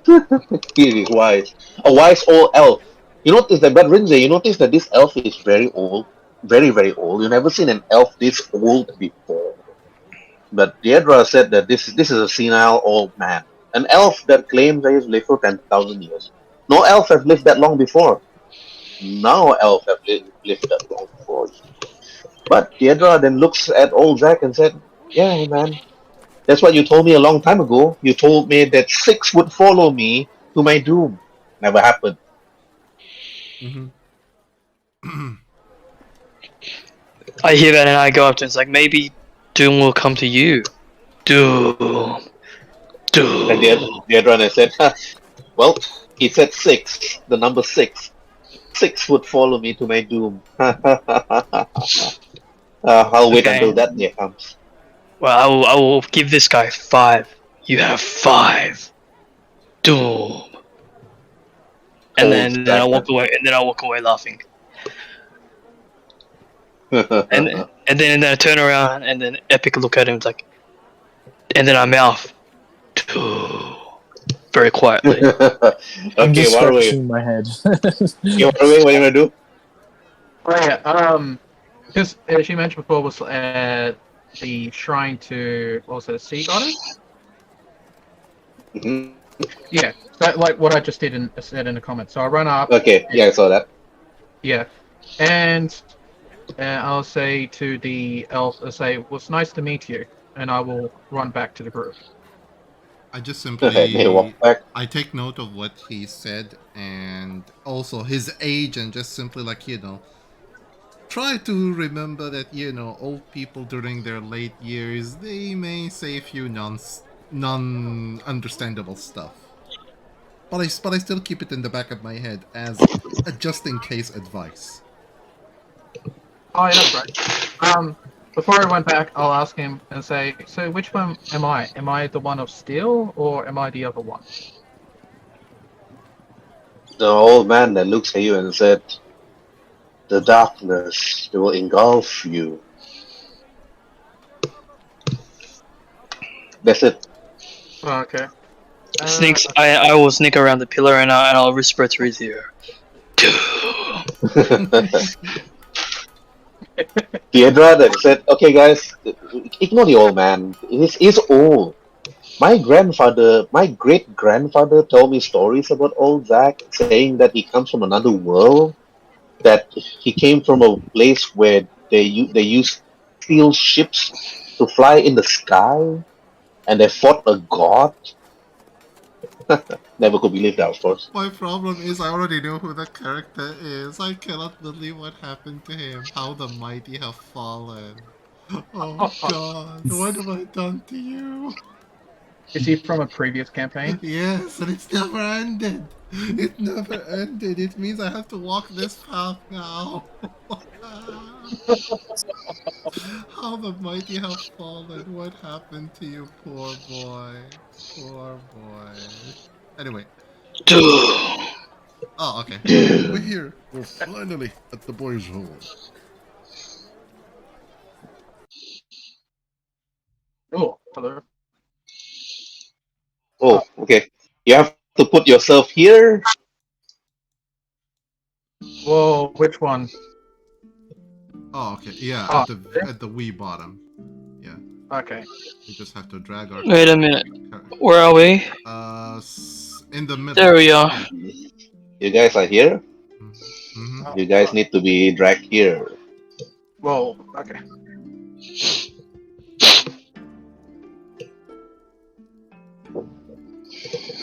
What the...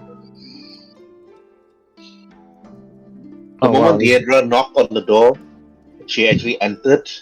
And then Durotan, Rhin'zey, Tyrson, and Waruay, you all entered at the same time. You see a small, young girl.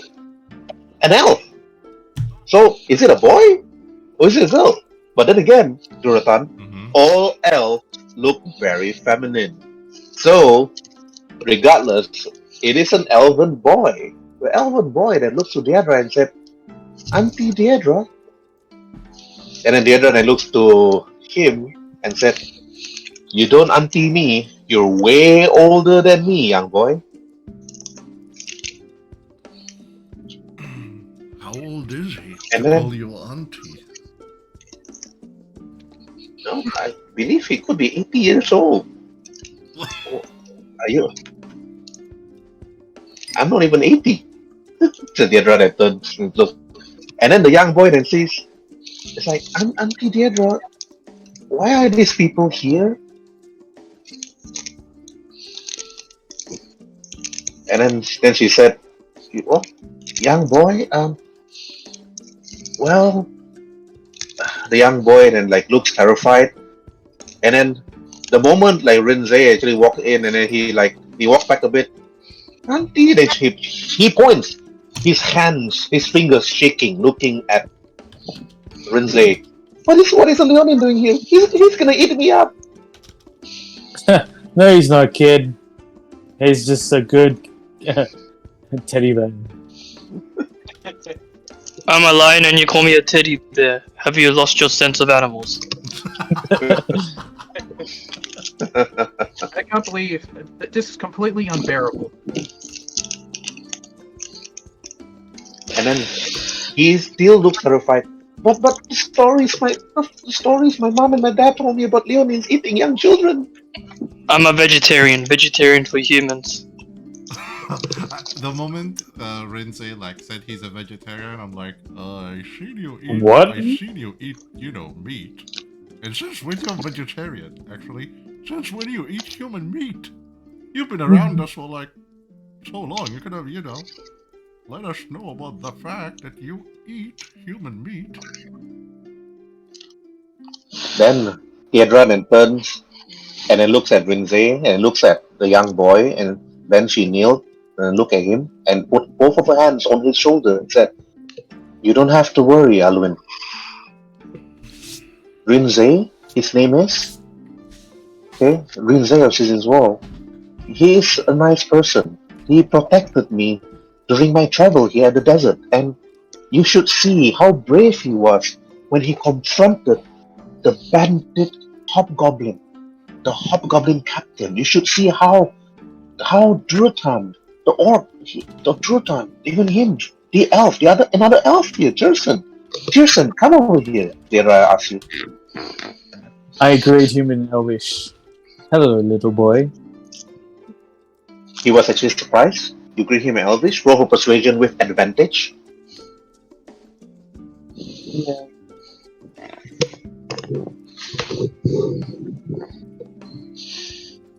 Then you notice that he stopped shaking because of Rhin'zey. He's no longer terrified. And then Deirdre then said, Look at the kobold over there, Waruay. He's the same size as you, and he's so brave. You should see how he fight, how Waruay fought the monsters, the way how Waruay actually protected me and the rest against this demon of the desert.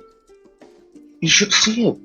And then after that, then Alwyn looks at you, Waruay. Hey, Waruay, what do you do? Oh, yeah, I'd say you don't have to be afraid. I'll go up and say that I can teach you how to fight if you want. Then you don't have to be afraid anymore. Roll for persuasion. Yep, just one sec. Just have to load it up.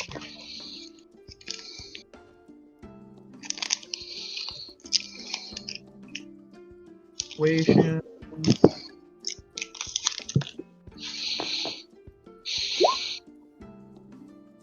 Then Alwyn looks at you. You will teach me how to fight? Nobody have actually offered me how to protect myself ever. My father has always told me to not raise my fist or raise my sword What? against people. My wooden sword. Sorry, my wooden sword. This is my family home. And why are you all here? And then he asks. Okay, now going to Durotan, to Waruay. Okay, Durotan, Rhin'zey, Durotan. Okay, Durotan, what do you do? When he asked about his parents, pretty sure that's brought that weird look of how do we tell a young kid what happened. I just approach him and say to him, once I put one hand on his shoulder and just say to him, Little boy, you're no longer a boy from this day forward. This day forward, you're the man of the house now. You need to take care of the house. Your parents were very courageous to have entrusted you with such responsibility. And your sister as well. Then the young boy asks, What are you trying to tell me? What are you trying to tell me? What do you mean I'm the man of the house? What are you saying? I look into Deirdre and just I give her the look of what to say. Deirdre then looks at you, Durotan, and she said, she just like sigh and not too sure. I'm not really very good at this. The Durotan said, I'm not like Petra. Petra's more like the motherly type. I'm more like the big sister type. Is that- And then she Big turns to sister? Rhin'zey, and then Rhin'zey, can you do something here? What's happening? I'll tell you, kid, your parents and your sister is dead by bandits on the road in Elvish. Just extremely blunt. Straight to the point. Exactly. Okay, I'm Straight gonna to be the rolling for his wisdom saving throw round. Okay, with that there's advantage. Okay, all right. Your parents died protecting you. Okay. Damn, man. You notice that the facial expression of Halloween changed. At first he was happy. Now he got back sad and much. And after that, you notice that he suddenly started weeping and then started crying. And then he kneeled on the floor. Why? I pick him up and hug him. It's okay. It's let it all out. It's let it all out. Who? How did they die? Who killed them? Bandits on the road. They, they tried to flee, and they got cut down. 4 days travel. We came across their parts, and we gave them a ceremony burial on the road. And my mission was to tell you and try to comfort you, something not falling into poverty or anything like that. And Halloween said, then looked at all of you, the rest of you, and then he said, "Did you kill those bandits that killed my family? No, we didn't. Why? We Why?" Well- he said. "Why did you not kill them? we Blood for Well- blood." hang on. We were too late, and we already figured it out. It was bandits from the trail marks of the road, and that's it. And we assumed it was bandits on the road. Roll persuasion. Man, I feel bad for Tyrson. He's gonna take the full brunt of it. The boy, when you hug him, he pushes you. Person. Quite strong, apparently, for a young boy. And he pushes you. He said, "No." He said, you should have find those killers.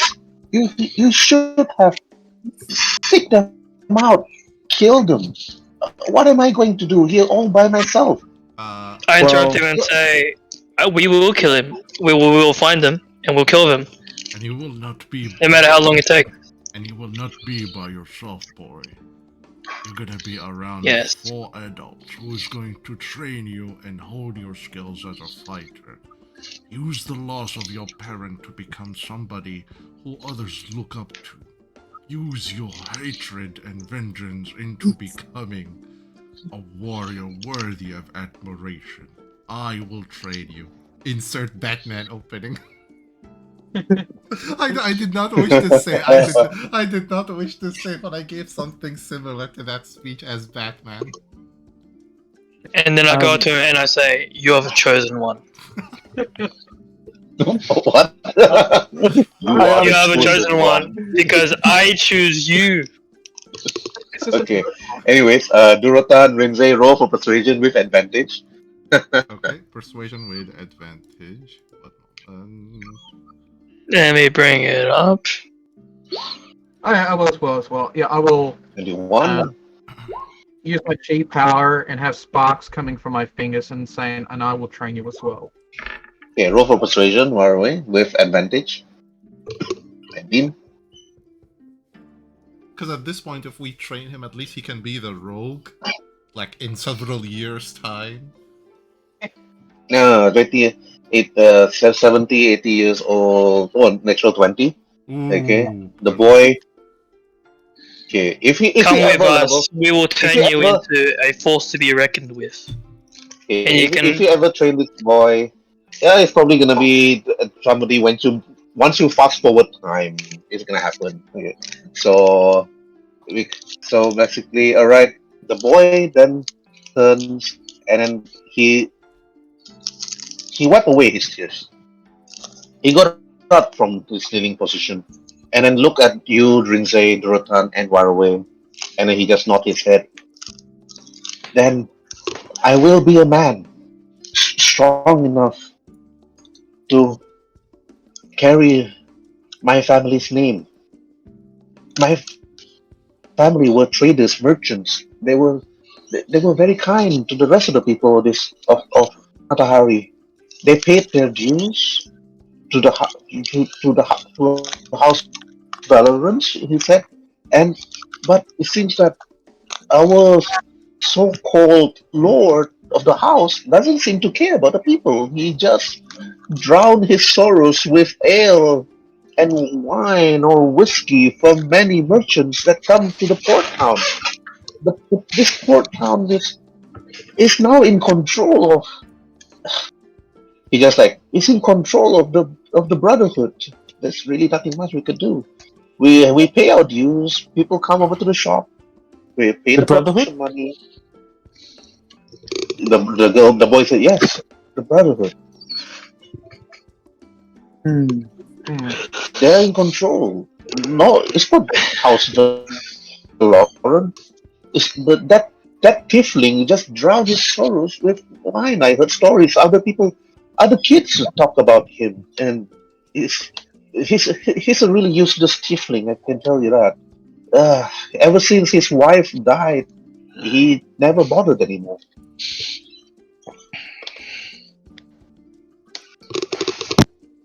And Maybe then, have a chat with this tiefling. but uh, then then the young elf then looked. Then Deirdre just smiled, looking at you, Waruay, Durotan, and Rhin'zey, and said, "Thank you for that. He needed that." Deirdre said, "He needed that encouragement." Now, then she turns to Alorin and then said, "So, Alorin, who are you gonna be staying with? It's like you can't stay here forever. This house is going to be empty. No, nobody owns this house except for you." And then Alorin then said, "Then I will choose either one of them to own this house. If if house the if the leader of House Valorant actually agrees to it, he could actually give the name of the property to either one of them. It does not matter as long as they could pay for it." How much Hmm. is to take the name of the property to one of us? Well, he said, "My father was busy selling weapons from the armor merchant and selling it to other all. And my father has a number of debts, and I believe my father need to pay another 100 and I believe another 112 or 110 gold pieces to own this place." Hmm. Wasn't there a package in the caravan that we recovered? Yeah. There was like I think. Say, Daedra, did you have it? I'm not quite sure who has it. I was off scouting.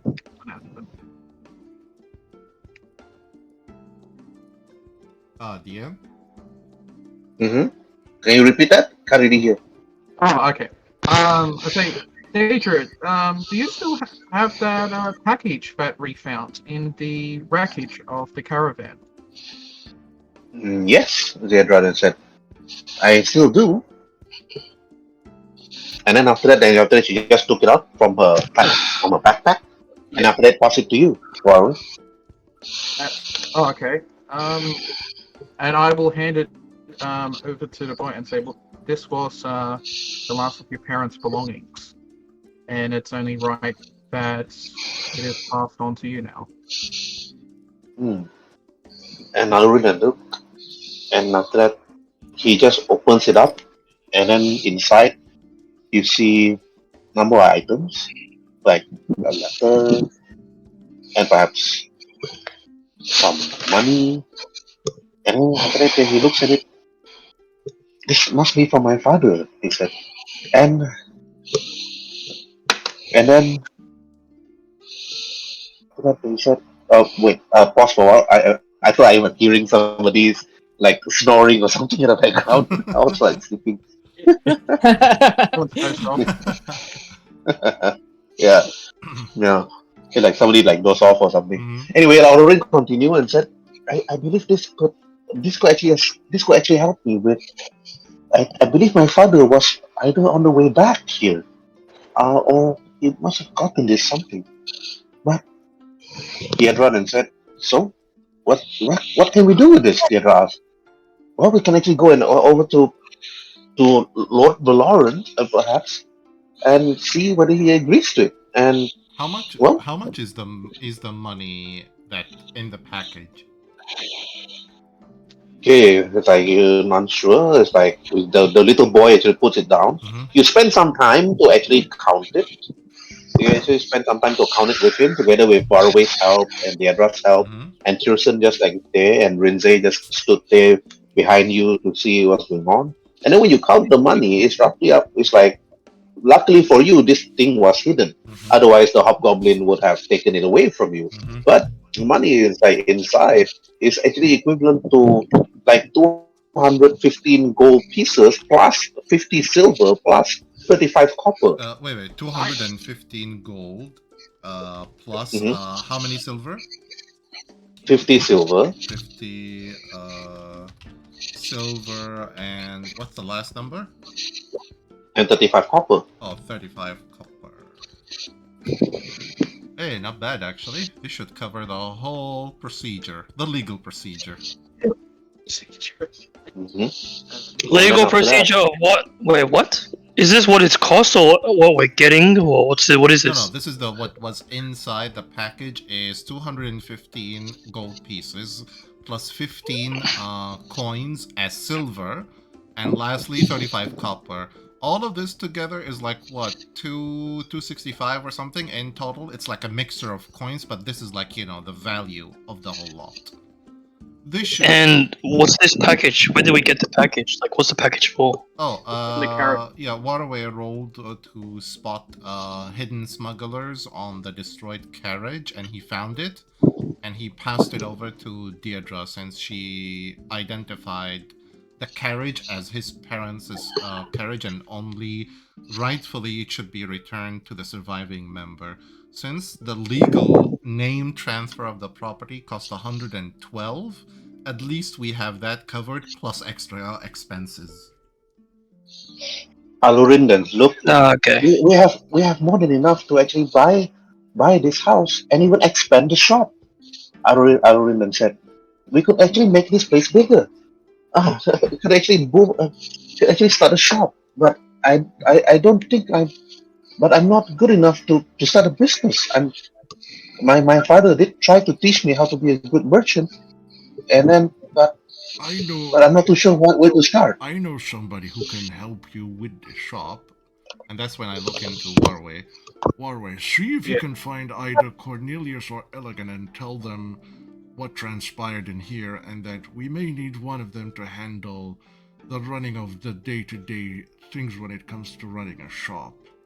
It should not be that difficult of a task for either one of them. The rest of us will go to this Lord Valoran and see about the name deed transfer. And also to get a look on this fat, corrupted lord. I want to size him up to see if he's worthy of being a lord or not. After I done, do you want me to meet you there in case you want to, I don't know, unless you want to become a Lord Durotan? No, not Lord Durotan.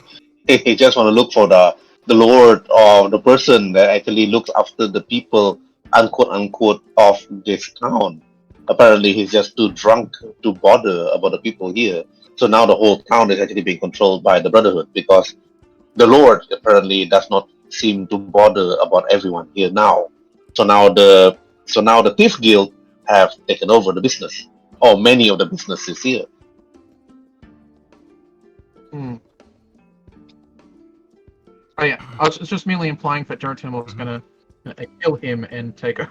Mainly, I'm just gonna, size him up to see if he's worthy of such respect. The title of chieftain is not... To us orcs, to be a chieftain, it means you have to put others' responsibility above your own. Have you seen my chieftain, drowns himself in grog before everybody else? No. He is not a good elder. Mm-hmm. So, let's go to and see about this name transfer. Yep, I'll go tell the others. I turn to Detra. By the question, are you related to Tectra? Oh, Deidra? Deidra, yeah. And Yeah. as you said, our name sounds the same, am I correct? Well, we Yeah. do call ourselves sisters, but we're not blood related. It's just a Ah. vow that we actually made a long time ago during our last adventures together. Oh, that's sweet. And That's- now I look after my shop here, but sometimes I do travel by boat to where she stays at Vow, where you are staying currently. But seems that boat is the fastest and easiest way to travel. But apparently, stories that I heard so far now, ever since we came here, an unusual storm in the ocean that's preventing people from actually traveling. I think we need to visit the tavern next. I agree. Let's go. Okay. Aluin, the young boy, said, If you want to look for Lord Valorant, he's mostly at the tavern. Drowning himself, maybe? Deidra said, You don't have to tell me twice, young boy. I know about him. He's always at the tavern. Then after that, Deidra went out of the house, and then after that, looked at the rest of you, and they said, Okay, if one of you want to stay here with Alurin, you can, but I'm heading straight to the tavern. Where do we go in order to transfer the legal deed from the boy to one of us, Tetra? And she left. Nope, she brings you to where you need to go. Oh, okay. Follow me, Durotan. Okay. She's going. Mhm. I Oh. take the boy and Oh. whomever wish to come with me to follow Tetra. Oh, okay. We went up, and here we are. Wait, weren't I going to get the others to bring him back to the boy? With Cornelius or Elgen in order to help teach him? Mm-hmm.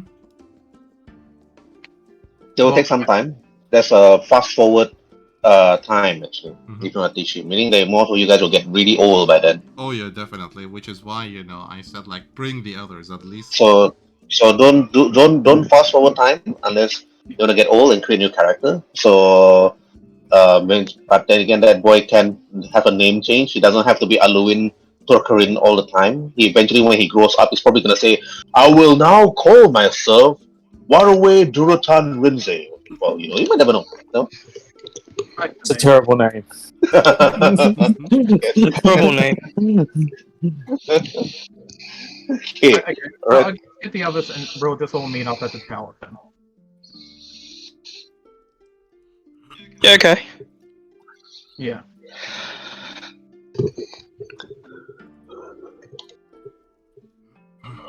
We're missing Rhin'zey. Yeah, what about me? Where am I? Am I still in the room? Yeah, you Yes, Alun. you're distracted by that delicious soup at the end of the room. Yes. Where am I? Oh, here I am. Yep, okay. Yeah, Kitty wants some fish. Okay. The moment you enter this place, you see a minotaur and a tabaxi in this shop. The moment the tabaxi sees the young boy and Deidra walk in, the tabaxi and said, "Hello. Yes. Is this something to do with What you say? Your father's tax, a bank boy, which is long overdue. And then Durotan, you actually had forward the Minotaur crosses its arm and just stares at the rest. Just like, I just simply, The only thing he said was, I just simply puff my chest out, like as I walk with confidence to the counter, and I put my one hand on the counter and say, How much are the boys' debts?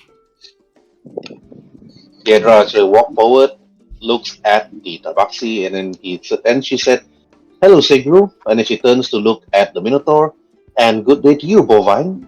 And Bovine, like,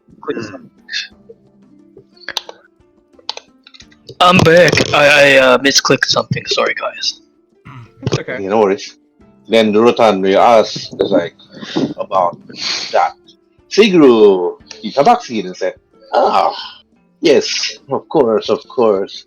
Well, as you know, the full ownership will need to be paid for. The father hasn't, I can say, have some number of things they have not paid for, of course. The payment is there on the book. And Durotan, you look at the book. Too bad it's not 3.5. Otherwise, you might have to get a skill which is read and write. So now everybody can read and write. You look at the book, you look at the names of ledgers and the name of people that actually have overdue payments. Some of them have not been paid. And the Tabaxi said, if you want to get the full ownership of this, your father need to sign it, Alurin. And where is your father? The Tabaxi asked. Then Deidra spoke back and said, the father has met his demise while traveling the lands, and now apparently we have a new guardian. And then the Tabaxi then turns and looks at Deidra. So, who will be the new guardian then if the family has met some demise? And then, obviously not me, Deidra said. I have too many things on my plate, and I already took the young kobold under my wing. And then Deidra then turns to look at Durotan, Tyrson, Cornelius, Waruay, and Rhin'zey. And then she said, so, amongst you, one of you have to be his legal guardian. But who will take this responsibility? Well, what does the responsibility entail? Meaning that once you sign to become a legal guardian, you will have to stay here. Take care of him. Manage the shop. Manage business. You can't leave because you already signed a contract. Until he is legal enough of age to leave. In other words, another 100 years. Okay. Okay, well, I know who the perfect candidate is. And I look at the Tabaxi. It can be you. Tabaxi looks at you. No. It could be you, but looking at a Leonin's lifespan, I doubt you could. I look into So- Elgen's. Then after the Tabaxi looks at Elgen. Elgen said, nope. I am a druid of the lands. I do not have time for this. I would need to return back to my enclave and look after his people. My own place at Honorable. And then the Tabaxi said, if it's not you, then somebody else looks at the kobold. He'll probably be dead by the time he's 18. I whisper to the Tabaxi again. It's like, no, it's you. I'll say, unless the kobold's killed, we pretty much can live forever. But then we can turn into a dragon when we get about 150. And I strip my chin. It's like, would I be even able to fit in this town if I'm 150? Tabaxi then looks at you and then laughs. Dragon? Dragon? You? A kobold being a dragon? You wish. You can dream on, young kobold. It's never gonna happen. So I turn to Tabaxi and say, so I just want to get this straight. When someone signed this paper, he's a legal guardian to this person, but you're bound to this city, right? Yes. But it have to be among one of you. Deidra can't be one because he already adopted that kobold, Zuguk. Of course. So if And I need to this do time. trading outside the city, I can't do that because I've got to stay here. Is that correct? Yes. What about if the boy comes with me?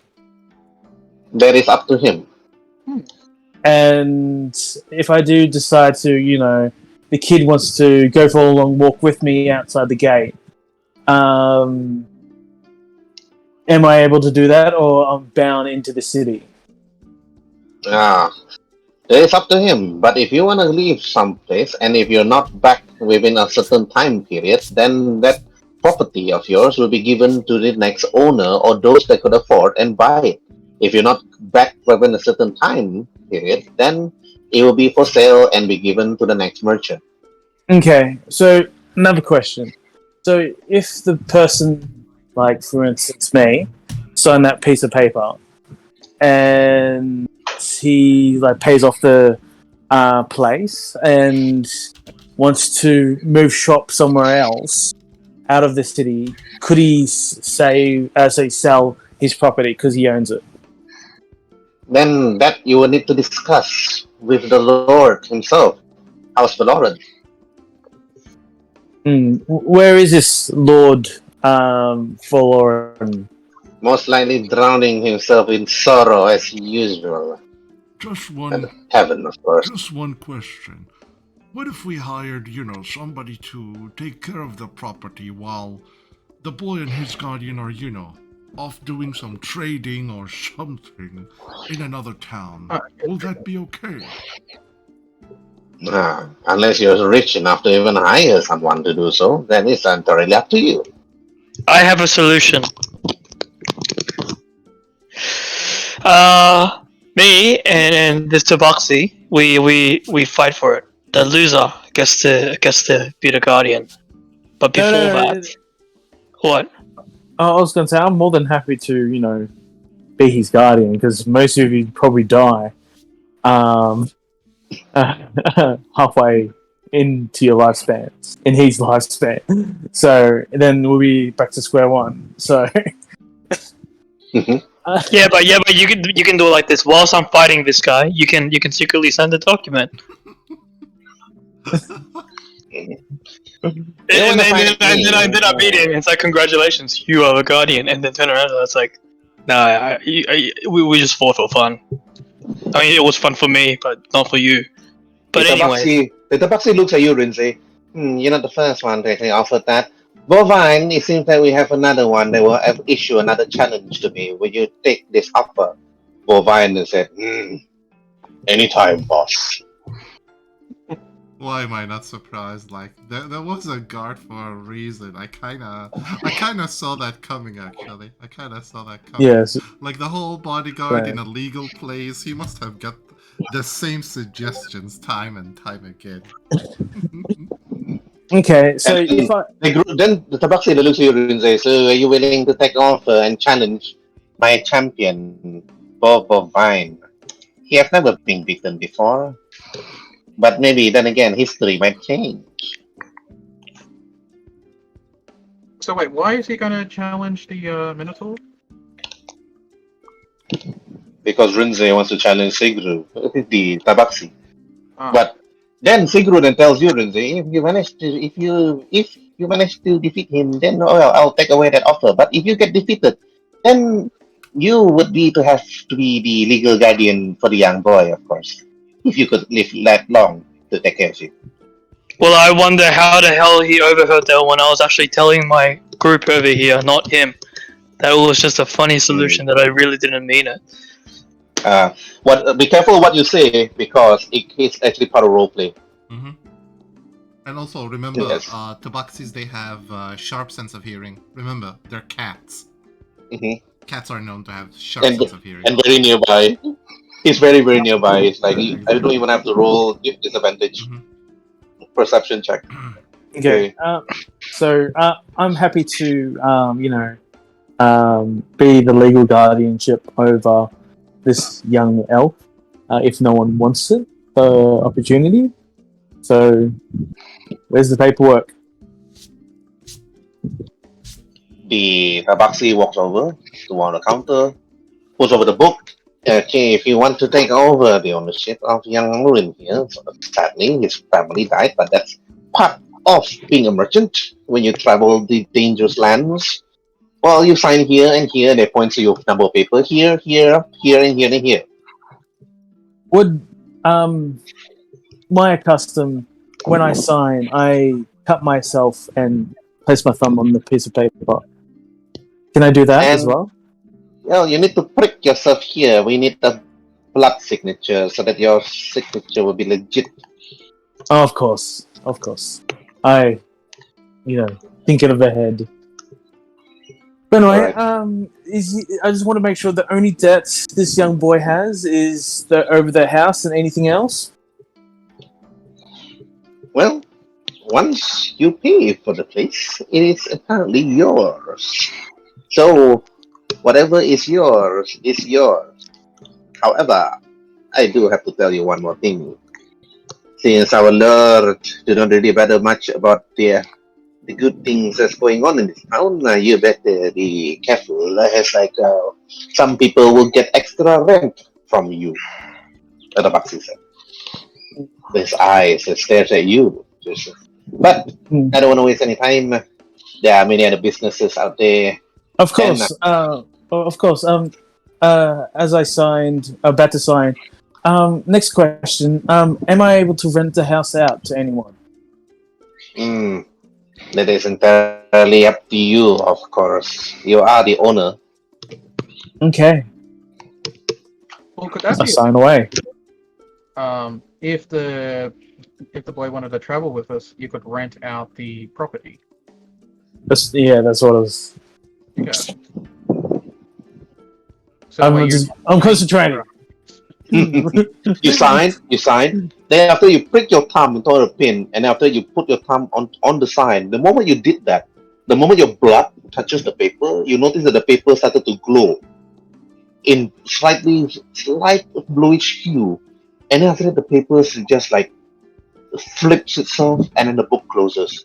And Sigru the Tabaxi then took the book. Now, and welcome to your new home, Mr. Tyrson. Thank you. I sort of love this place, I guess. Scratch my head. Not my cup of tea, but anyway. And the young boy that walks over to you see and said, "So shall I call you daddy now?" Up to you, little kid. Son. Not even gonna call him by his name. You're just like, okay, kid. Up to you. Maybe like a God of War where you just call him boy. Boy. Boy. Boy. And then the young boy then said, "My name is Alwyn Torkrin, but you can name me whatever you want since I'm yours now." Then the other then looks at you, Tyrson, and said, "Well, you're the father of this boy, or the guardian at least, so not really bound by blood. So, Yeah. what's your next move then?" Then the other then said and looks at everybody, "Well, I'm gonna be heading over to my shop, and you can ask Sigru where you want to go. But shops are actually easy to find. You can find the Rusty Scabbard further to the north, and then the other merchants further to the west, and each from here." Oh, but by the way, before you go, love, the payment for me of helping me find a caravan who can set up shop in my village. Well, we got days to be here. It's like Petra is dealing with that. Well, perhaps we that's can right. actually discuss this. Yes, I agree. All right.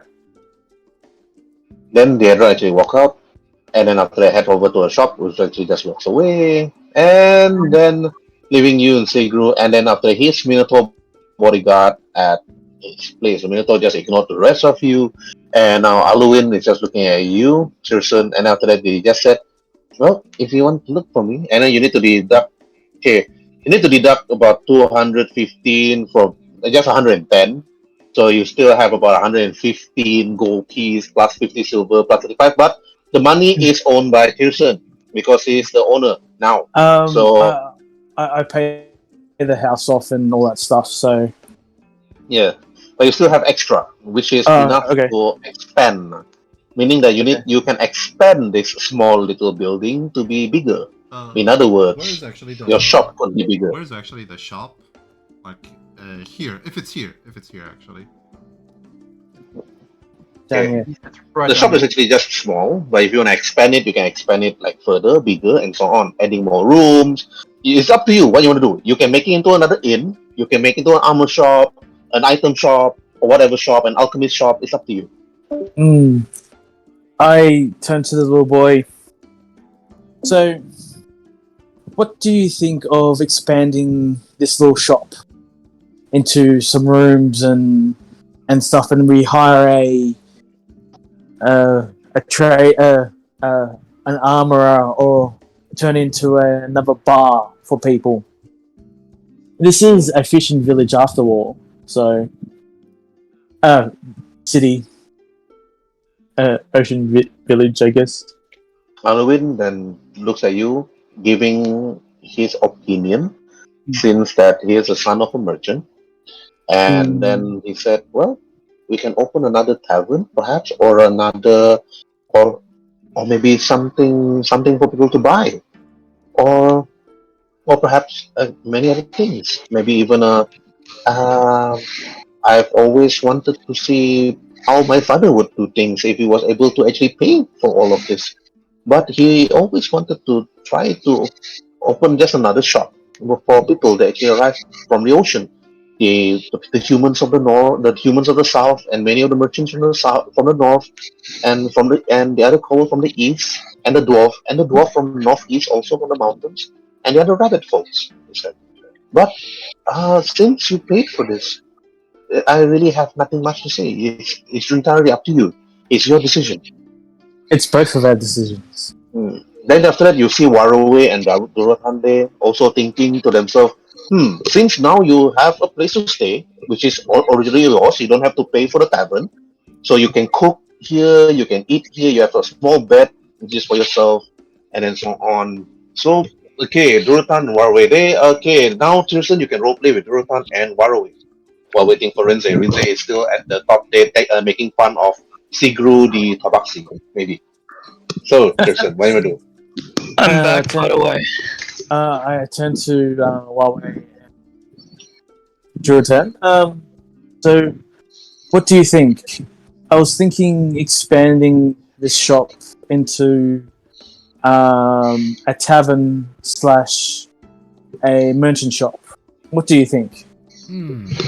That could work. A steady stream of gold, and also goods Yes. will come along. Exactly. And whatever merchant devices we can get our hands on, we can. Yeah, I quite enjoy this. So I turn to the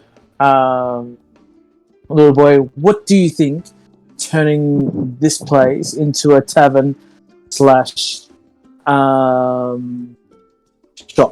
What do you think? I think that we probably need more money than what we currently have right now in order to actually make it bigger. Yeah, I can probably pitch in an extra 17 gold. Would that do? What about, and I'll turn to Tyson and say, what about your partner? It's like now that you have a hatchling, are you and your partner going to be living here now? And she's a merchant, so you have set yourself up a nice little cave. Yeah. You have many offspring here. That's a really good thing. I might talk to Tetra. You know, she usually be the wisest one out of this sort of situation. I just, talk the way out of things and stuff. It just occurred to me, and I'm going to say, oh, you haven't even introduced him yet to his mother. Oh, yeah. I just give him a death stare. It's you. Oh yeah. Well, we'll introduce you to your mother. Follow me. My mother? Mother. Even I am even Durotan is like a bit puzzled. Yeah, I saw it straight away in the market, and it's like she was and they're mates, so I noticed it straight away. She chose good breeding stock. No bloodline would be powerful. I just turned around to what? Okay. I have a really good friend who would help us or making our decision. Would you like to meet her? Her name is Tetra. She's a very, very nice woman. Which I'm pretty sure she hates kids, and you haven't told her about this, so yeah. I'm not gonna save you from that one. It's all fine. I'll explain the truth. Truth always helps. Yeah, hi Tetra. I just owned a house and a child. Yeah, do you want to move in with me? Exactly. This will be a beautiful conversation to see the downfall of the mighty Tyrson. And then Alrin then said, sure, I don't really mind, he said. Do you have your wooden sword around, I guess? He quickly rushed towards underneath the bed, and after that pick up a small wooden shield and a wooden sword, and said, this is what I do and play with other kids. And when we play, make-believe, Nice. and then he picks. Do you know how to sheathe your sword? I can even do this. He snaps his little finger, and you can see a little spark of magic appearing on his fingertip. My father always tell me to hide my abilities, but I do not know why I'm able to cast spells. But it's a simple cantrip. Oh, wow. In other words, if this boy grows up, regardless of what class, he can cast cantrip. Yep. I'll Wow. go up and say, you shouldn't hide who you are, and I will clap my hands together and have all sparks jumping between them. It's like, you notice that he smiled. Nice. Well, ever since when I was born, my father said the time when the steel dragon flew overhead, there was a time when I received this gift. Oh. And I'll say, my dragon is a steel dragon. Although it's been asleep for a long time, so maybe it was him. Not sure, but my mother always tell me about another one. Another dragon further to the south of you, living one of the islands, a darker one, dark skin, but kept to itself. I've never seen a dark dragon before. But my dad always called it a black dragon, but we used that word sparingly. Oh, and I'll say, yes, dark dragons, you must be careful of their acid breath. A what? Oh, they can breathe? Oh yeah, I will look around for a glass, something that's glass, and I will do an acid breath into it, and say this. You found a simple glass and you do a breath, and the boy is like, "Wow." It's like, wow, you're a different type of kobold, then. Oh, that explains your skin color. I thought you were an albino kobold or something. He said. He's made of good stock, you say. And then after that, then Arun said, and then it's like Lord Tyrson or Dad or how or whatever you feel comfortable, you can call me. It's fine. Okay, it's like you can. And Master, then let's go. I want to meet my future mother. She said. He just laughed. Yep. All right. Have you practiced on your funeral yet? I'm just, As we're walking, I'm going to say to Goldwyn, it's like, you're lucky. When kobolds are born, we're just all hatched together. We're all family. We don't have parents. But you get to have 2 new ones. Halloween, Trying to be Halloween nice. replied back to Waruay and said, I would like to be that part of family. It's like the bigger the better. As we're walking, I will take off a little. I will take off a silver scale, and I will pull out my dagger and carve inside of it in Draconic, the Draconic word for friend, and I will give it to him. And You did I will that? say- I yeah. I gently carry him and like put him on my shoulder, like on one of my shoulders, so he can just sit while being like a nice behaved elven boy as we walk, so he can enjoy the view from up top. Okay. As you were carrying him on your shoulder, I gave control to you already, Durotan, Mhm. on Halloween. And then you notice that old Zach, like, point his staff at young Halloween on your shoulder. The young boy, the shoulder that was raised and came during the time of the dragons. Oh boy, I see your future. I interrupt him and I say, "Do." And then after that, while you're walking, like Rhin'zey, they say, dude, whatever you heard the stories is like a time of dragons raised during the time of the dragons and stuff. Your time will come. It's like the lords of the dragon lords will rise again. Your time will come sooner. Then after that, hey Durotan, you heard the wails of that crazy old elf. It's like the dragon lords. You never even heard such things. You scoff and you walk on. I just tell Alwyn that Rule number 1 about how to be a mighty warrior. Respect your elders, even when they speak nonsense. Remember, even you at your... Alwyn respond back. Hey, I'll remember that word, Uncle Durotan. oh god, it feels a bit weird, but it's okay. I'm a happy uncle, happy-go-lucky uncle. I just want to see this guy's funeral. The senile man is very, very funny. I call him Uncle Doom. Guys, I'm walking. I'm going to climb on back of Durotan's back as well. On Uncle the other Doom. shoulder, on the other shoulder. You can sit on the other shoulder. Yup. Everybody's now two people on my shoulder. I'm like, boom, boom, boom. Tetra, this is your new son.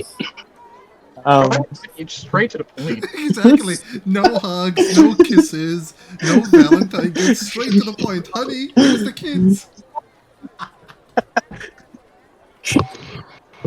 When you said just that, like, hey, how's it going? You come back. It's like, here's your son. What? What? Petra turns. Come again? She was shocked. Her facial expression is like she wanted to say what, but nothing came out from her mouth. She just looks at you. Her eyes, you notice that her eyes is like squinting. And then you notice that she's actually holding a blade on her arm as she's looking at the merchant. And the merchant are looking at Petra and said, please do not use that blade. Please do not use that blade. By the way, I adopted a kid.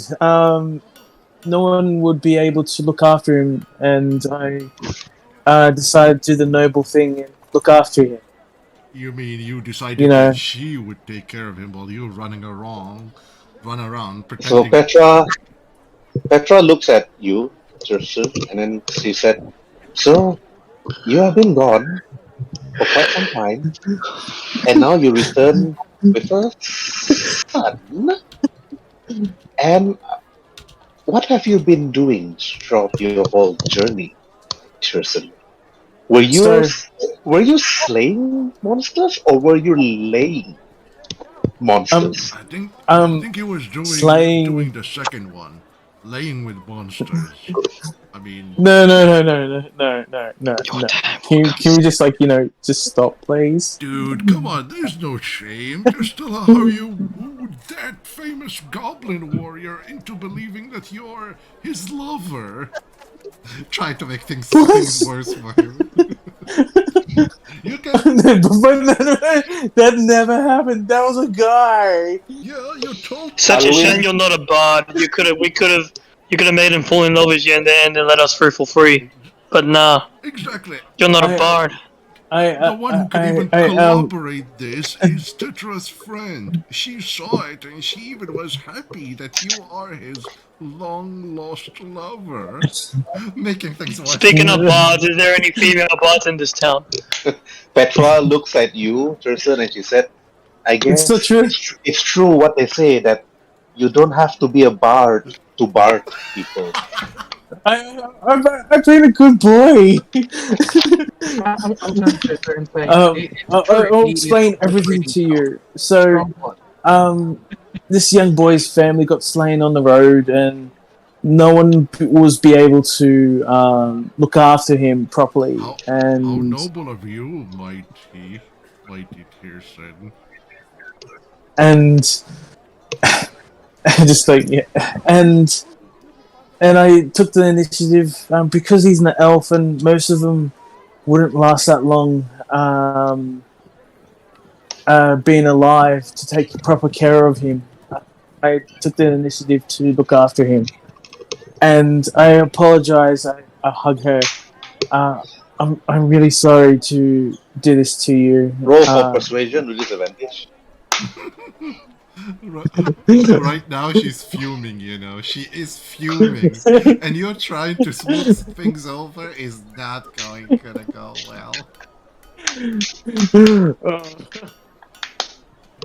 And I say to theater, it's like, well, my suggestion was we just killed a kid, but no, he wanted to adopt it. you give the bad news first. You're killing a kid, then you just like go upwards from there.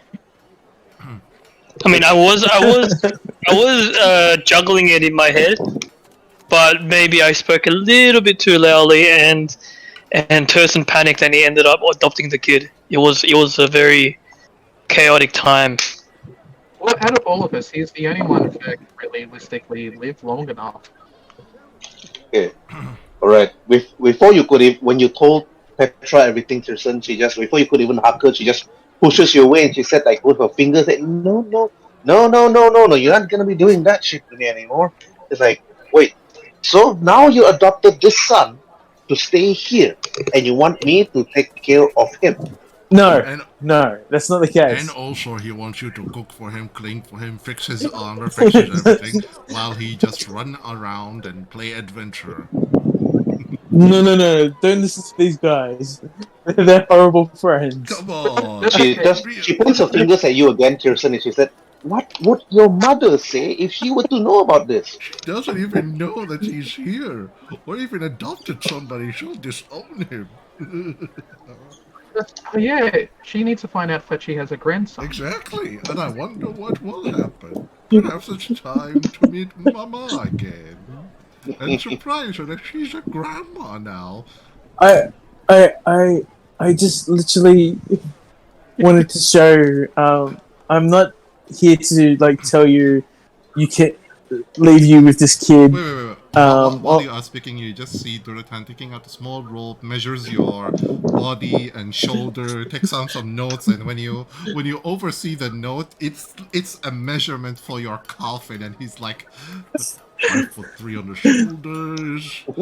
yeah, he's like, you know, making preparation. Would you like to be cremated like us orcish people, or you like to be buried like the kobold in a cave somewhere? And I say, what? I just explain like it's not my problem. I just do things as a spur of a moment, and like you know, I'm not prepared to leave it with you. I'm prepared him to come on adventures and do trading, blah blah blah. I just need your opinion on some stuff. Petra then looks at you and after she said, that's the thing about you, Tyrson. She like hold her breath, her eyes I are love still you. twitching. I Uh, hug her. No. She pushes you away. You ain't gonna be doing that to me. You She's like, thought of nope. yourself, Tyrson, before you thought of the poor little I misunderstood thought, pet. I thought all this time I traveled from Vow, all the way from Vow to here, all because I heard stories that you were still alive. I was actually happy to see that you still were, but to see you with a child, Yeah, adoption, wish, adopted child, wish could be adopted child. yours. Wish could be yours because you could be lying that he could be adopted. Well, For all I know, all these times during your travels, Tristan, that you, you could be using your loins, slashing at all the holes that you meet in the land. I'm not. And then she like quickly took a blade that is actually in his scabbard, and you notice that the merchant was like so terrified. Oh, like, put on the blade. It's a cursed blade. The elf like she unsheathed the blade, and you see a dark. It's like a dark blade that's like flowing to your neck, straight to your neck, and you said, I'm gonna do something funny. When she like she sheaths her, puts her blade back, I just take out my blade, hand it over to her, and show her. No need to kill him with that puny knife. Here, a real blade. That should be enough. Okay, she took the blade from you, Durotan, after you use it she gave back the cursed blade to the elven merchant, and after putting the other blade given by Durotan to you, Tyrson, and then she said, "You have been traveling all this time during your travels. You were telling us that you were doing trading. How do you know whether you're trading your loins with others?" I'm not. To clarify, I am telling the truth. Prove it. What's her name? Dectra was looking over when I was signing the contract over this boy to explain he couldn't take another responsibility, so I decided to take the Petra looks responsibility. at Rhin'zey and Durotan the moment you say that. Is it true, Durotan? Durotan, Rhin'zey, Waruay, is what Tyrson say is the truth? Is it true? Where's Waruay? I look at. Well, I go around her and I whisper in her ear. We yes, doomed. I just simply I walk over to her and whisper to her everything by basically the truth. But I do tell her, without like basically taking her a bit to the side and say to her, play along and pretend I told you the different just for the fun of it, because this is way too hilarious, and please, it's for the entertainment of us and the boy. I Sneaks around Tyrson and I say, "You are doomed." I'm going to say it's like, you mean telling the truth about the boy, or telling the truth about the relationship he had with the Hobgoblin? And also how you forgot to mention that how he, man-whored himself to the entire tribe. I'm like scratching my head and like thinking, wait, did that happen? I just collapse on my knees and just start to sob. And then you did that. You see Halloween, and Halloween looks at Petra and said, "Are you my mother? Daddy's been saying a lot about you." And Petra then looks at you, Tyrson, "Daddy?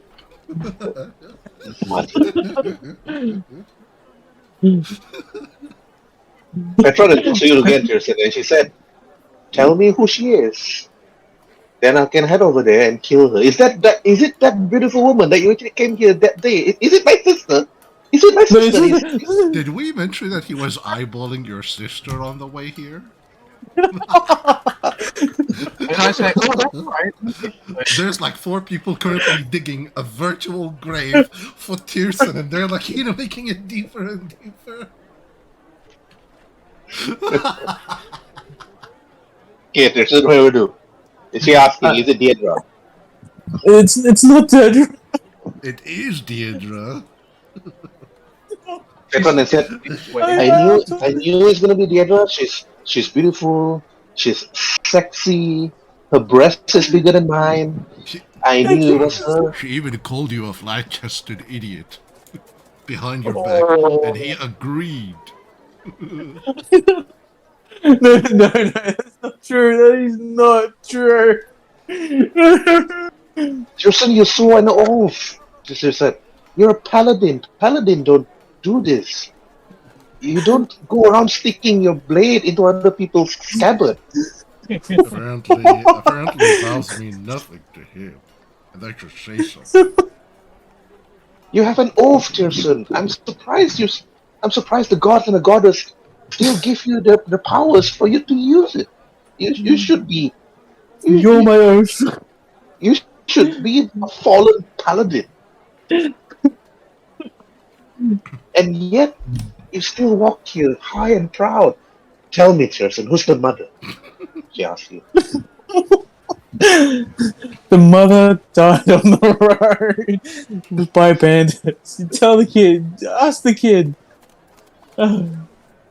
You'll vouch for me. And the young boy walks over. It is true, my lady. My parents died in the road. Lord Tyrson adopted me. And yes, he is now my legal guardian. As are you, perhaps my future legal guardian. He spoke. And then Petra then looks at his eyes. And then after that, she just kneeled next to him and said, "Those eyes. You're definitely telling the truth. I feel as if that you have a charisma of +2. I mean, kidding. I feel as if that you're gonna be a very charismatic boy one day."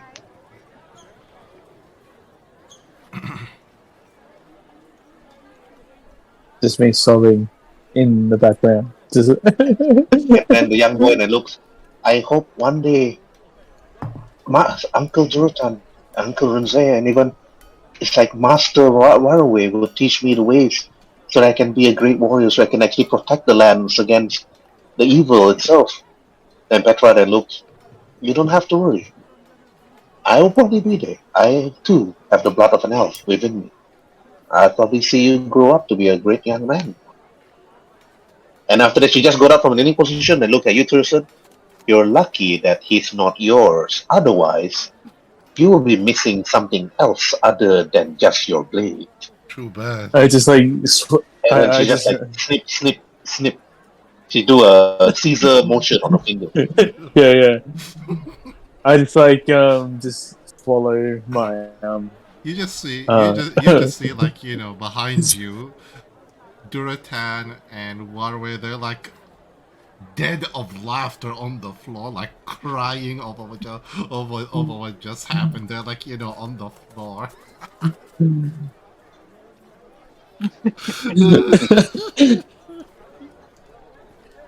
And then Halloween and looks at all of Durotan and Rhin'zey and Waruay and Tyrson, and then he turns then he turned to face Petra, and then after he just said, "So will you take care of me together with what's like Daddy over here?"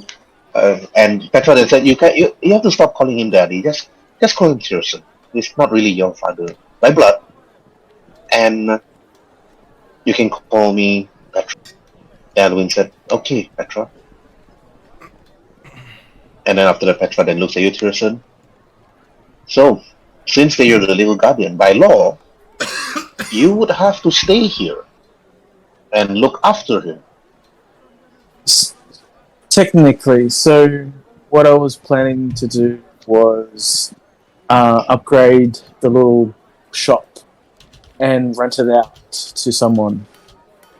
And it frees me up and the little boy to walk the lands for trading, per se.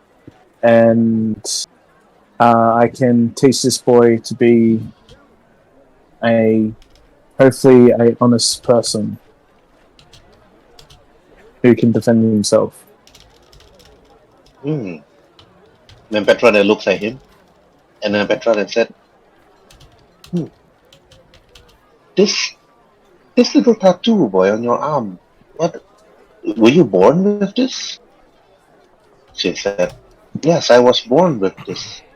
And after that, then he looks, As a bard, Petra is a bard, by the way. She's always been a bard. Yeah. And after that, I need to look into this. Huh. Then after she turns to you, Tyrson, and said, "Do you see anything special about young Alwyn here?"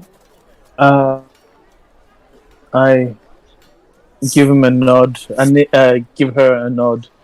To come a little bit closer, and he has magic power of some sort. Quietly. And then Nebetron said, I think that we need to bring this boy back to Val with us. I think your mother would be very interested to see about his special traits. I agree. You have 4 days, Tyrson. You need to find somebody to rent that shop or rent that house, apparently. Yep, will do. I'll be heading back with you, probably with other company as well.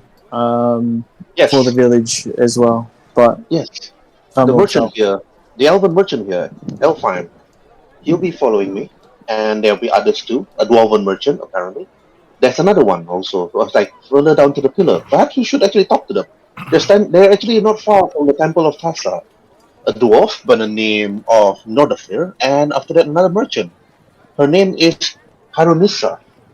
Perhaps we actually should persuade them to actually follow us back too. They're further to the south. It's like at one of the warriors' statue. Okay. Near the marketplace. Okay. Well, looks like Alwyn then turns to you, Tyrson, and turns to the other uncles and the master Waruay and said, I'll stay here together with Lady Petra. Maybe to catch up or something. Maybe I can learn something from her about selling or trading. Yeah, agree. That's fine by me. You got your sword and shield, so I'm happy. Yes, I got my sword and shield here to protect myself. You don't have to worry. Yep. You sort of back back.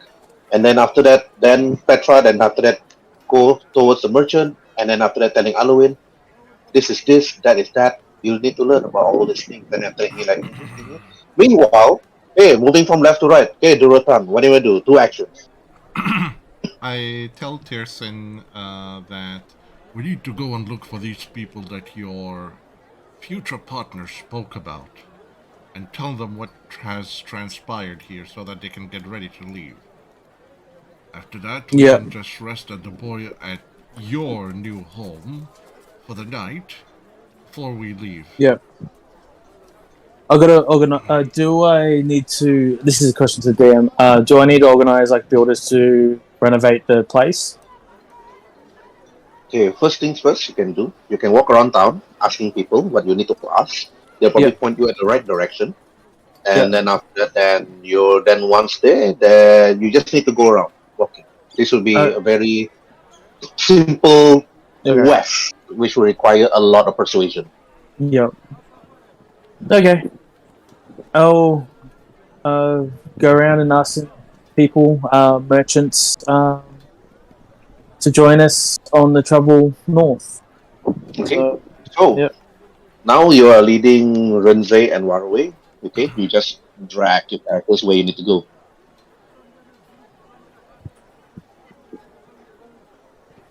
Rhin'zey? Yeah, I pretty much enjoyed being on Hayden's shoulder before, so I'm gonna just. You two can stay on each shoulder. So what happened? No, I said drag your character. We're following Tyrson as he tries to order some things for his future shop. Renovations, basically. Renovation. Okay. After that, we have a new escort mission back to his hometown to surprise Mama and tell her she's a grandma and try to make things even worse for him. We brought Batman. Your grandchild is a Batman. Excuse me, sir. Does that mean that the grandmother is now Rachel Gould? Batman doesn't have parents, but he does have grandparents. How did that happen? Okay, Tyrson, Waruay, Durotan, and Rhin'zey, you arrive at the warriors at you. Former warriors that used to protect this town and the parish really heard histories about this place of Matahari. But you see a dwarven merchant the moment you actually approach him. That is wearing a turban, holding some sort of potion on his hand. And after he sees you, he said, Assalamu alaikum. Come, savor my concoction. We should probably make you strong, your sight sharp, your speed faster. Wait, Old dwarf. are you here to buy something? I'm heading north with a good friend of yours, Tetra, and some of the merchants heading north to Val, and I would like you. I'm inviting you to come with us to show your wares in my village and stuff. And would you be interested of joining us? Petra, you say? Yes. Well, I'm trying to sell my wares. As you can see, I'm just a lonely traveling merchant. But who do you manage to also ask to travel further to the north? And who are you? What's your name? My name is Tyrson. I know two other caravans heading north with Tetra and I and our group heading north. And I pretty much putting the invitation out to you to join us. So Tyrson of what? Val, sorry. Wow. Yeah. Wow is a small village up the coast to the north. What Yes. can you possibly give me over there? Do you have a port? Port is in progress getting built. In We're progress. yes, and I think the fine potions you sell to boost production of our building of the infrastructure of our place and all other things of like because people will make mistakes and get hurt, and I guess you sell healing potions as well. So, and we're sort of limited of clerics there. Oh, you must be a very rich, influential man. I see the three behind you. They are slaves, right? Kobold, No. Yorke, and Leonin. They must be your slaves. No, we're all free men here. We're a venturing party. A free man? A kobold? Free? He Yes. rubbed his beard. I've seen a man carrying a number of kobold in cages. He's like heading towards the docks the other day. Bald-headed man with three other people. Believed that they were perhaps slaves. I'm sorry, the kobold friend. He pointed to you, Waruay. He apologized and said, I didn't expect that you are a free man. I will turn to him and into Wolfish. I'll say that's okay. It seems south from where I am, a lot of my kind are enslaved. And I point to Tyrson and say, although he's helping me free some of my kind, he recently purchased and freed a whole bunch of my brethren not that long ago to help rebuild his town. No. Oh, you are very, very kind man. He looks at you, Tyrson. Your heart must be very filled with gold. And that Leonin over there, he seems to be a very quiet sort. He looks like the type that would punch you in the face if you say something wrong. Yes, I agree. I'm just looking at him, just shaking my head. Yes. And that orc over there, muscular as he is, but from his facial feature, he doesn't look like a warrior, but more like a poet. He's actually a warrior. He looks like a big teddy bear, but he's actually a very good, strong warrior. Well, as a warrior. Warrior poet. Oh, where you from, orc? I'm from the Frost Mountain, the Frostwolf Mountains. Frostwolf Mountains. I've always wanted to travel to the Frostwolf Mountains. I heard great stories about the waters there that have healing properties, but apparently the travel is dangerous. Well, if you ever, we'll take you to his town, and from there, you can decide if you wish to visit the Frostwolf Mountains, because they're gonna be closer to there than from here. Ah, well, I don't want to be rude. He put his potions down and he bows. My name is Nurdatir Ashbeat. Ale- You can call me Nurda for short. Well, nice to meet you. My name is Durotan of the Frostwolf clan. Ah, good. And you, young kobold, I heard stories about. Perhaps you said you're from the northeast of here, the place of the I believe, ancient steel dragon lies down there, sleeping, not to be disturbed. If I'm wrong, of course. Yes, I'm from. I'm Waruay of the Frostscale mountains. And I say yes. He's been asleep for a long time. Yes, Frostscale. People that live past beyond their life knows of the name Frostscale. But that was a time long ago. Old Zack over there tells of the story of Frostscale and his war battle against the Black Dragon of the South. I don't believe his stories, of course, but old Zack's stories is very good written, as if he traveled the land when he was young. But no, he couldn't vouch for all his stories, of course. I'll say, well, isn't he immortal? You mean old Zack? Yeah. Well, he claims to live more than 10,000 years, but I believe that he's just an old, crazy elf that has been drinking way too much ale. He always claimed that he comes from another plane of existence, another multiverse, he calls it. A place where there are like big, giant, mechanical creatures that you can ride on and fight other big creatures. I think he mentioned something that he used to fight a Tarax. I don't believe the story. I don't even know what is a Tarax. I'm not quite sure what that is either. If I ever cross upon the Tarax, it must probably be a small little crab that you can step on with your boots. Yeah, it must be. Yeah, still nothing compared to the power of a dragon, though. Yes. What is a Tarax compared to a dragon? Yeah.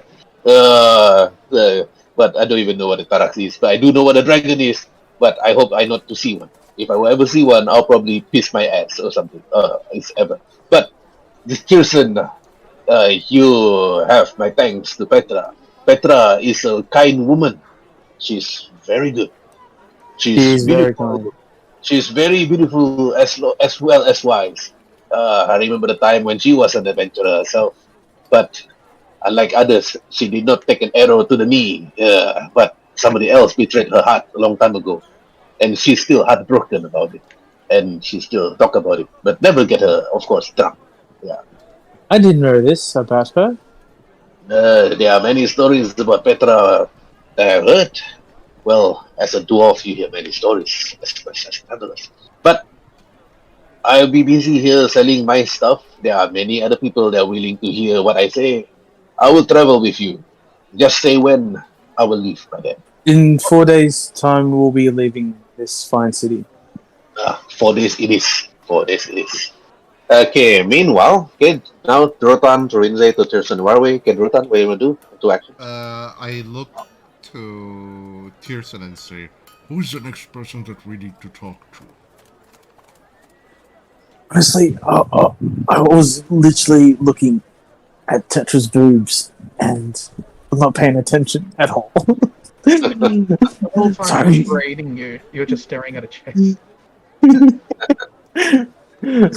Hey, Sorry. she was definitely right by being angry with you. But to you, Durotan, Petra is nothing. She's pretty, but not as pretty as an orc woman to you. Orc women are fine. They're thick. yeah, but he might make an exception. Anyway, let's go. She said one person here and another one elsewhere. So let's just tell her Yeah. that one person has agreed and ask her where can we find the other. Before we walk off, I want to tell like Tyrson in front of the dwarf and say, well, hopefully she's a lot happier now that she's a mother. Yeah. What? Yeah, so then the dwarf hears and it all starts to spread around town. I didn't expect Petra to get married and get hitched very early. Who's the father? I mean, And who's the husband? I point to Tyrson. Oh. How can Petra do this to me? And there was not even an invitation. Well, I'll say, well, she just found out. Just found out? Yeah, he only just told her that she had a son. What? Yeah, and I was like, well, we're out adventuring, and like some stuff happened, and eventually he ended up with a son, and now we're here. Did you tell him that you know that she? You see the dwarf like rub his brow, and he took his potion and drank it and gulped it one whole potion. Oh, this. But the rumors are going to be spreading around town about Tyrson. Okay. The dwarf just sat there on his cart, and like I see the four of you that walk away to the next merchant. Okay, right? Okay, Durotan. Okay, you are asking Tyrson about questions. Okay, what do you do? One more action. I simply like tell Tyrson, Let's go. We don't have enough time. Things to do. I agree.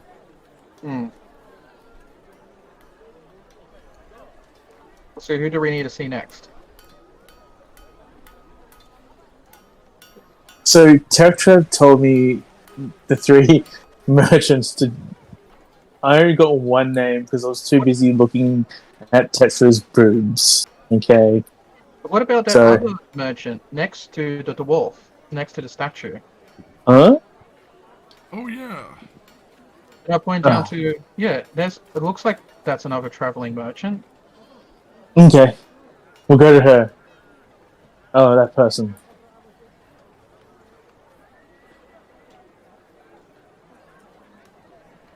Hello there. Are you a merchant, I guess? You notice that this merchant standing there is like her hair cropped tight nicely. You notice that her dark skin is different. You notice that she wears slightly more elegant clothing. You notice that she's also human and flipping some sort of gold coin, and after that she looks at you. You notice that she's actually selling some sort of cloth of many different colors and fabrics. Ooh. And then she turns and said, "Hello. How can I help you with?" "Yes, do you see any fabric or any cloth of anything from within the lands itself? I'm one of the best, of course. And my name is Harunissa, and I can assist you with anything that you desire or anything that you would like to see or like to buy." Okay. I just wondering, me and Tetra and group of traders are heading up north to Val, and I just boost the invitation to you. Would you be interested of coming along with us? And where is this place that you're heading? Northwest from here. It's really close. It's about a week travel, I guess, from here. But it's north along the coast. Northwest. Northwest is heading towards Honorhole. You're from the town of Honorhole, is it? I'm from Val. Val? I believe Val is to the northeast of here, if I'm not mistaken. I thought it was northwest. Oh. Okay, yeah, that city. Sorry, I just. And then she said, "So you're unsure where you're from? So which one is it? Are you from Val or are you from Honorhole?" I'm from Vol. Ah, oh.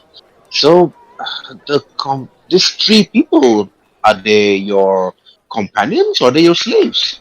They're my companions. We're adventurers. We're gonna ride security and a group of other militia heading to Vol to make sure you're safe. Ah, oh, Urchins as well. oh, sorry. I do apologize because just a few days ago I saw a man. It's like uh, carrying a cart filled with other kobolds inside cages before he set sail, and I also saw another Leonin with him. I believe the Leonin was also in shackles. It's like together with this man. So I do apologize on that. I didn't expect you all were companions. I'd turn to Rezin and say, humans also eat your kind as well. Yeah, well, not really. But this is a free port, and well, I would say the House of Lawrence. Once the people that are supposed to be looking after this place, he said he just let it be. So basically, this town is being controlled by somebody else other than him. So now it's a free port. Slave and slavers are free to enter, come and go, and set sail to where they want to go and start trading with the other slaves. Okay.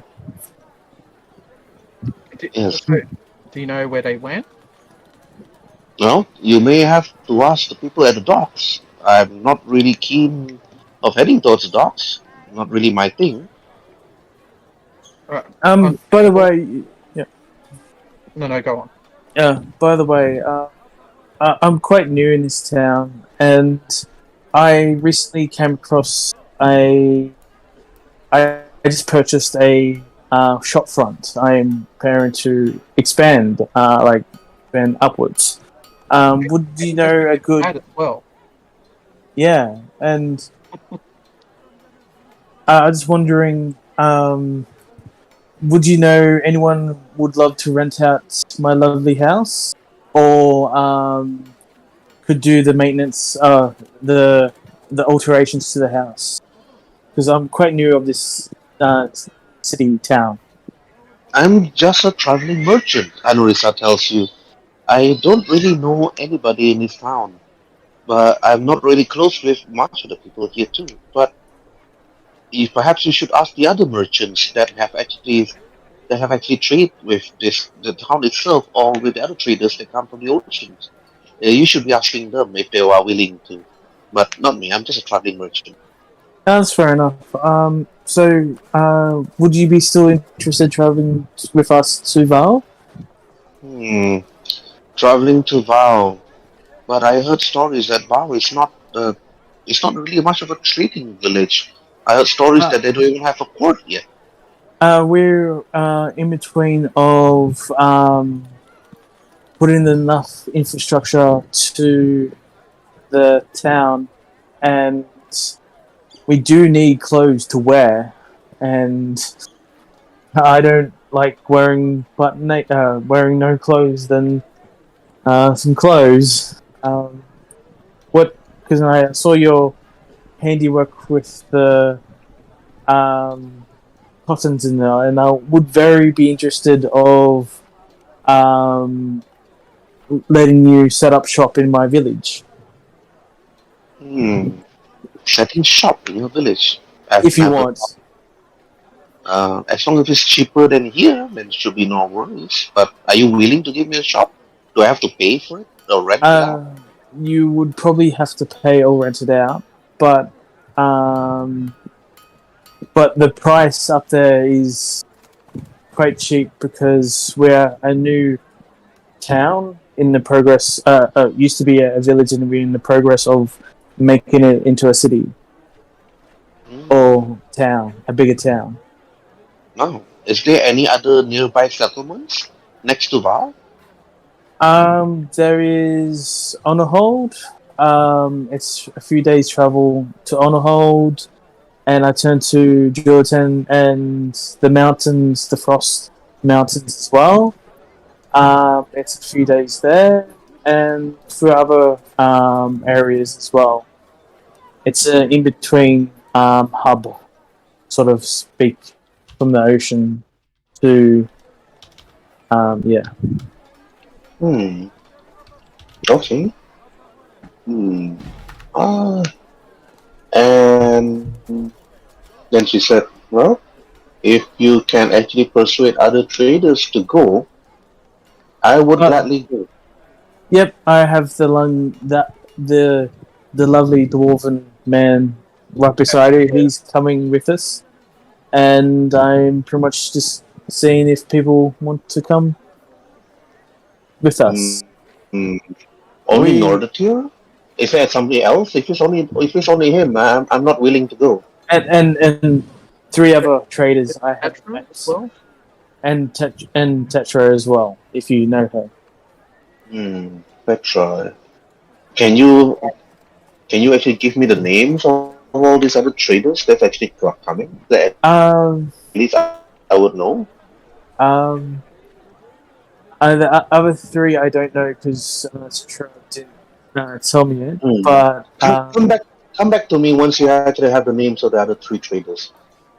Then I will agree to your expedition. Okay, thank you.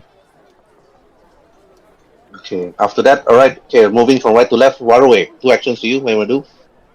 Oh, okay. I was sort of just following along with the group until we find the other. All right. Okay. Because the only other person I want to speak to is Durotan. So. All right. Oh yeah, Durotan's okay. Okay, Rhin'zey. Yeah.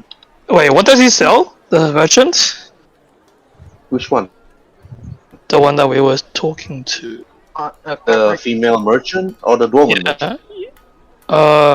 The female one. She looks a bit hot. So. Yeah, the female merchant, she actually sells fabrics. Fabrics of any kind. To make cloth. Okay, don't need clothes. I'm looking for armor. Don't really need that. Oh, and I don't have the money for clothes at the moment, or the fancy ones that I want. What about this guy? What does he sell? The dwarf?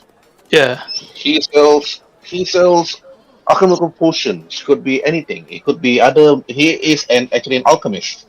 He's a simple alchemist, and he creates a simple alchemist stuff. But he just selling it. For example, like smoke bombs, alchemist fire, acid blast, health potions. As long as you have the money to buy from him, he does have it. And many other potions, not only the normal ones that you actually heard. I think we're all still pretty poor at the moment. Yeah, can't really buy anything. Maybe rations, that's all. But where can I get rations? So which merchant do I have to go to? If it's rations, any of the merchants actually sell rations, but not all the merchants. So many of the merchants in the shop. So you don't have to buy rations yet unless you're moving away from town. Well, yeah, like I said, I want to go back to that dungeon. That would be best. Okay, because one, you can get food. If you want food, the other can help you. And not to mention Tyrson's new house. Let's go to Tyrson's house and take some food, and then we go off to the dungeon. Wait, what dungeon? Which dungeon? Was that the god, Helios temple? Oh, that dungeon, that's quite the distance. You have to seek out new dungeons here, actually, in this town. You have to ask around. The best place to find quests will be at a tavern. In a tavern? Okay, let's go to a tavern. I want to find the dungeon. So let's see what Tyrson want to do first, because he still want to walk around getting people. Yeah, so I want to go back to Tetra saying I got the dwarf next to the knight statue. The knight statue, and the woman right next to it as well, if there's more caravans. But I forgot where the other merchants she recommended to see to come on this journey, and she didn't say where they are. Yep. So you head over towards Petra. Yep. Okay, you head over towards Petra, which is to the north, which is still talking to Arwin, and also one of the merchant. The one of the merchant is actually called. I believe you should write this in your notes, okay, so that you have to be confused. Okay, one of them is an elven merchant called Elfheim, or Elephime.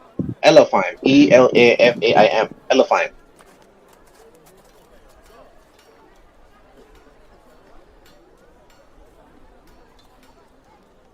Yep. Elephime.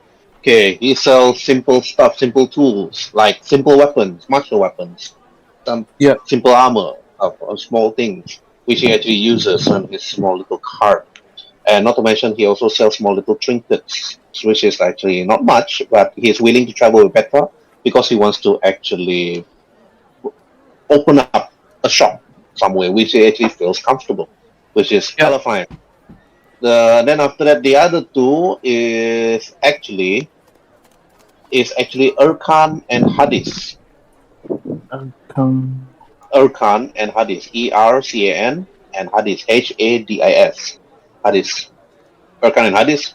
They are also selling simple items like rations, books. It's like papers for spell casting, scrolls, and all these things. So if you're a wizard or spellcaster that want to write with an ink and anything, it's Urkan and Hadis. Yeah. They're also looking for a shop to actually open, so they travel the lands from Onohol to Matahari and other places. So right now, they are from the human settlement from the south, and they're looking for more opportunities to the north. Urkan and Hadis is always at Old Zach. So, and then after that, the other person that will probably follow you is Old Zach. Old Zach is a prophet, they call him. So Petra said, I need this prophet to actually travel with me. He doesn't stop talking, so he's a good storyteller, Petra tells you. Yeah. Yeah. And he seems to be quite intrigued with Alorin for no apparent reason, Petra tells you. So he agreed to follow me. Wherever he goes. Okay. Yes. And then, these are the three names that you got. Elephant, Urkan, and Hadis. Yep, Hadis, Arakan, and Elders. Yep. Elders. Yeah. Alright, I've got to find where they are. All three names sounds like supplements or something. Yeah. Health supplements. Because I've been writing on my tablet, it keeps auto-correcting, but it's just the word, not this. Yeah. So, alright. I asked Tetra, do you know where they are, or put me in the right direction to ask them? Okay, this is Urkan and Hadis. Yeah. They're always at the pillar next to Old Sack. Okay, yep. Yeah. And then here, next to Petra, this is Elephine, the elf. Oh, okay, yep. Yeah. Alright, and then after that, there's a tree. And then Nordotir Ashbeard, that's the fourth. But Hayunisa wants to know who are the other three, other than Nordotir. Then she will be persuaded. Okay. That's alright. Okay, now we're done. Talk to Elderfast, the elf trader. Hey there, my name's Tyrson. I am sorry about the stuff of the kerfuffle outside your shop. Me and Petra and the people I'm with are heading to Val.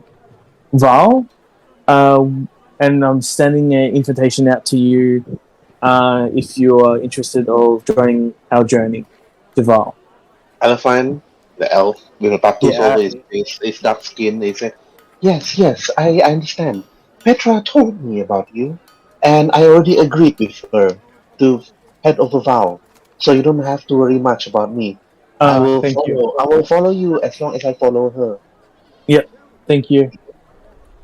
And he bows his head. I bow my head and say, I'll see you on the journey, my friend. Sometimes I feel like I'm an errand boy for people, man. Just like, hey, this is the life of family. You are now an errand boy. Cling, cling, cling. You hear that chaining sound? That's the sound of your freedom slipping away.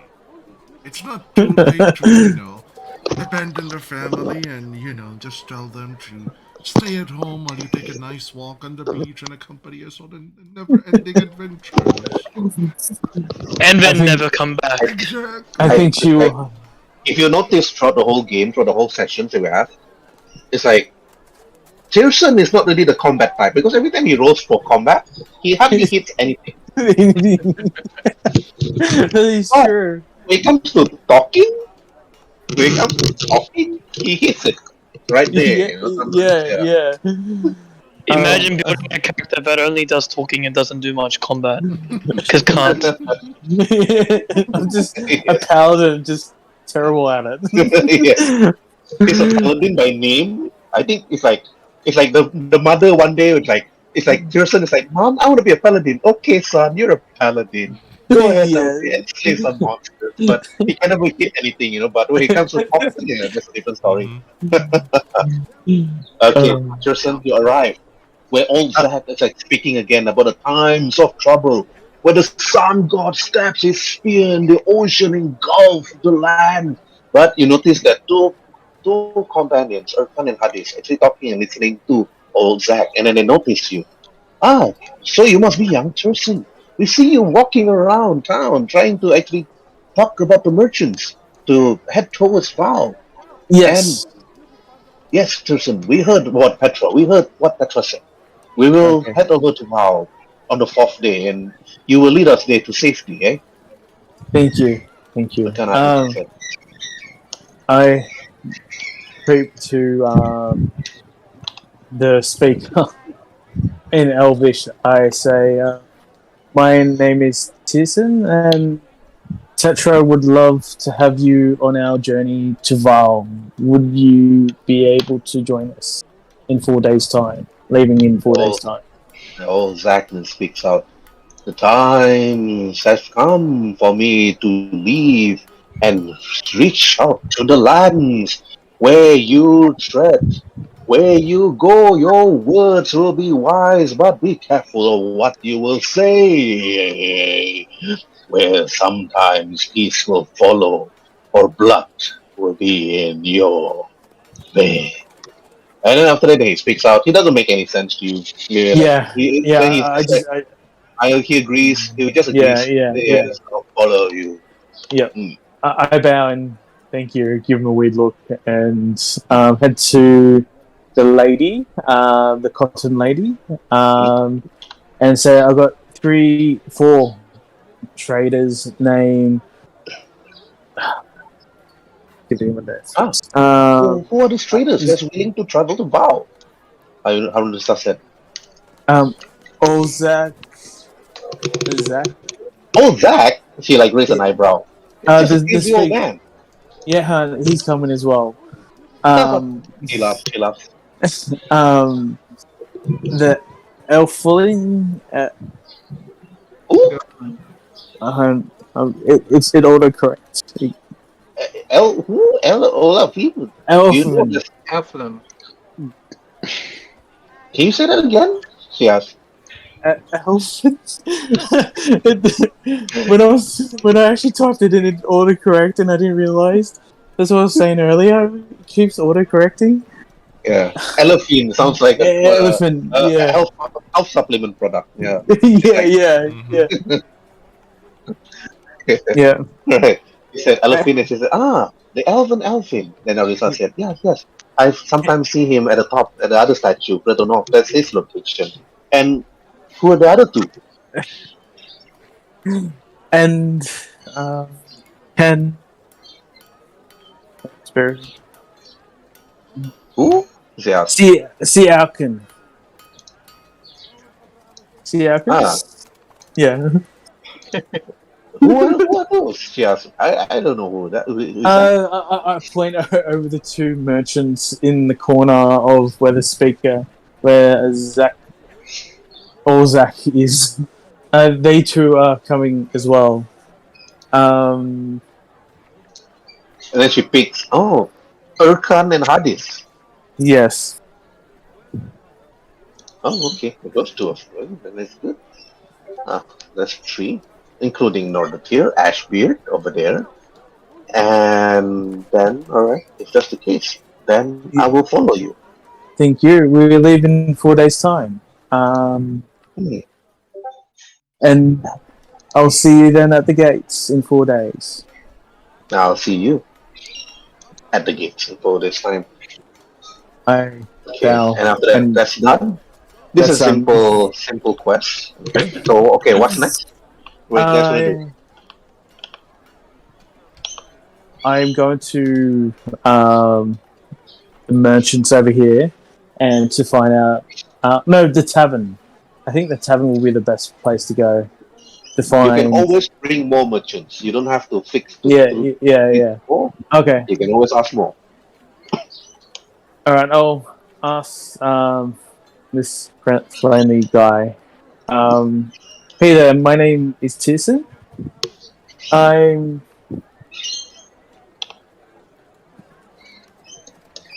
The man that looks at you. Hey.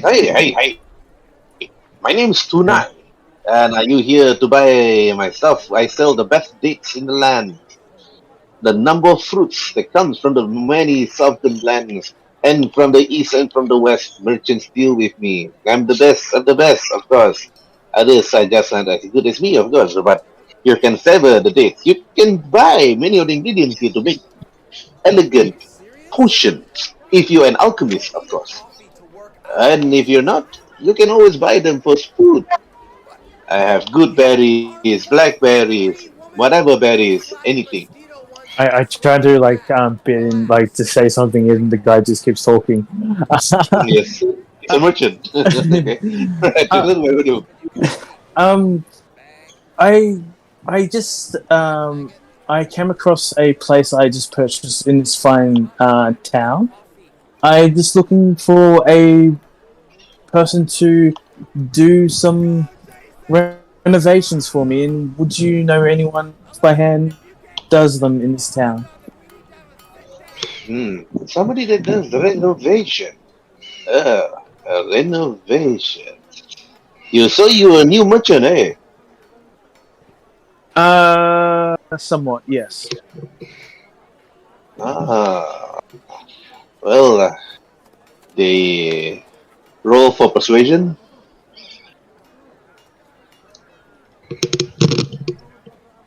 Um, so the page is not loading. So I'll just quickly roll on Roll20.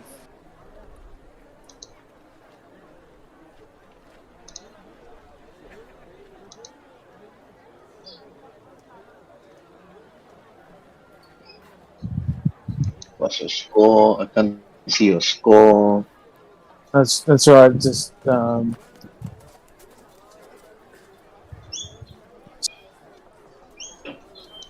Oh,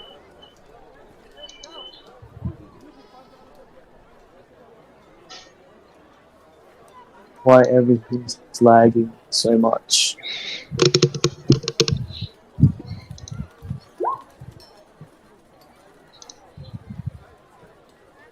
Yeah, that's my perception. My because the page is not loading. okay. All right. Give me one. And it looks like it's gonna crash. No. Yeah, mine froze as well. Then after that, he said, he is a Yeah. dwarf. Further to the northwest of here. A dwarf to the northwest of here is they are brothers, of course, but perhaps Yep. you should be asking those two to see whether Okay. they are actually willing to do for you. Okay. Do you know the brother's name, by the way? The brothers, you just head further to the north. I heard stories that they are perhaps carpenters or builders that help many of the people here in this village. I don't know much of their names, but I can tell you where they are. Okay. Thank you very much. Your shop is a lovely shop. Of course. I already told you earlier, best in town. Yep. I will recommend people this fine shop instead. Laugh. Good. Wait a minute, where's my character gone? I can't see him anymore. Where is he? Oh yeah. Where's Rhin'zey?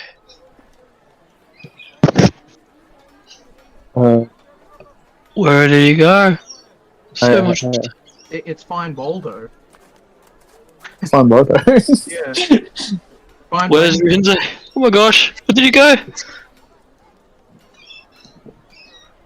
Oh man, I'm panicking right now. Where did my character go? Highlight the entire map, and a little box should appear around your character, wherever it is. Highlight the entire map. Yeah, I can't. Oh, wait. Yeah,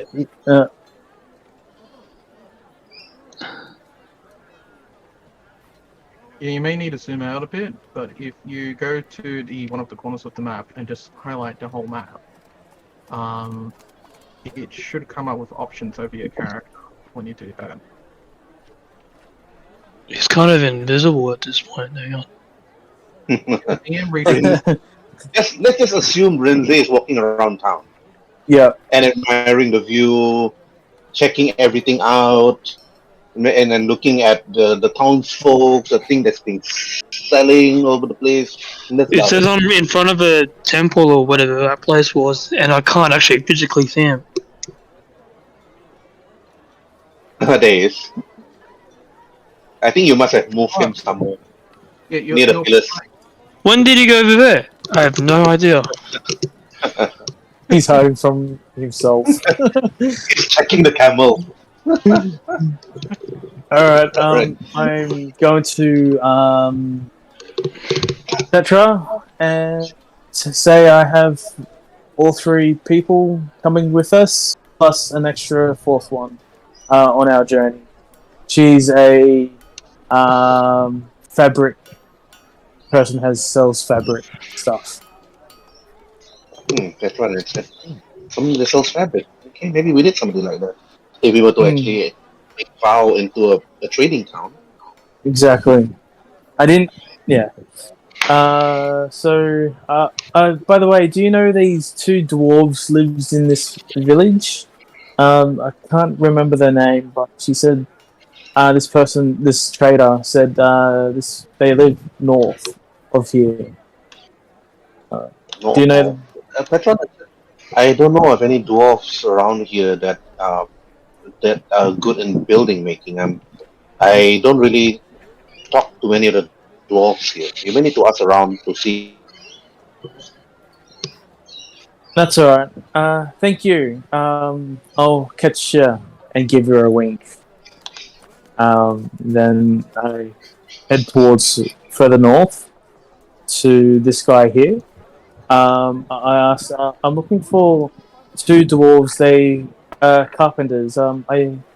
They should be in this area, but I don't know exactly where they are. I've got some business for them, if they're willing.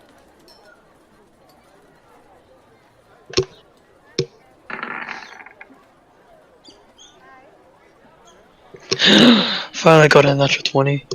Not gonna get one again for a long time.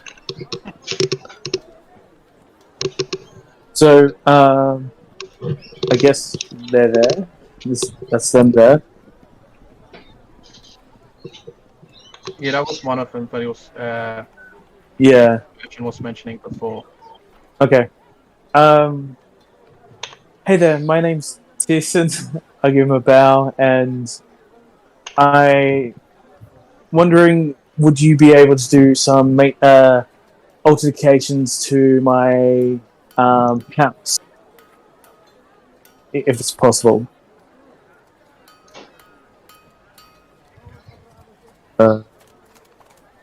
DM?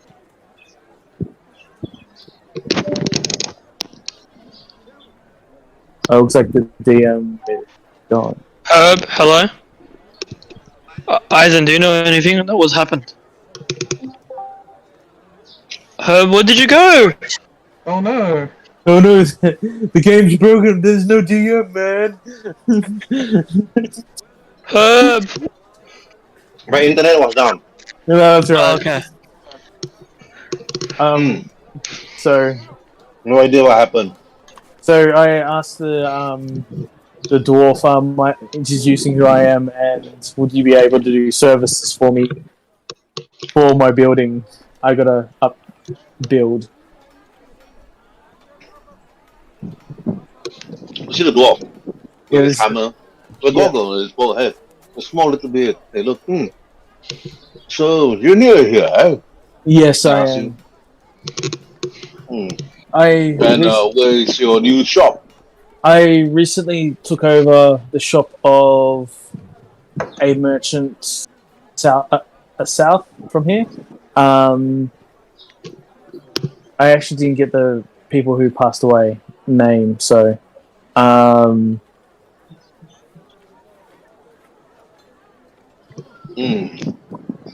Well, you tell me where it is. You tell me what you want. What do you want to do? Do you want to expand? You want to expand? You want to make the walls better, ceilings better, double story? How? I would like to turn my little hut into a tavern. Tavern? Yes. How big? How much I can get for? How many rooms? Are you want to make into a tavern for drinking only, or a place for people to drink and stay? Probably drink and stay. Well, drink and stay. If you want to know, it's gonna cost you, of course, labor charge, material charges. Because of the stones, you don't have to worry. We have stones, but yeah, it's gonna take 30 days to finish. That is fine. Just 30 days, just for one of the section. But do you have the money for this? Depends how much it costs. You haven't set a price. Just one sec. Just for the place for the drinks alone, for people to come over and have drinks. If you want me to convert the whole place into a tavern, if you have the room for it, then I can convert it everything for roughly about 100 gold pieces to make a place only for drinks. But if you want me to make it into a place where you want it to be rooms and drinks, then the total price will be 500 gold pieces.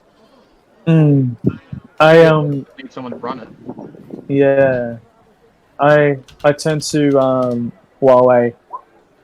I walk over to Waruay. May I just talk to my my friend and discuss something with him? So I have an idea, but it could hurt my relationship of Tepes in one way. Yeah. But would you cover my back? Because I was thinking making the town, the plot of land a brothel. So it's good for information and. Where did you go? Everybody else?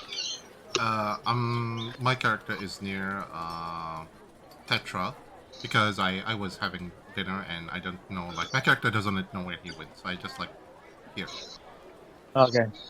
Actually, okay. Curiosity. Oh, okay, yeah, I would know what that is. Yep.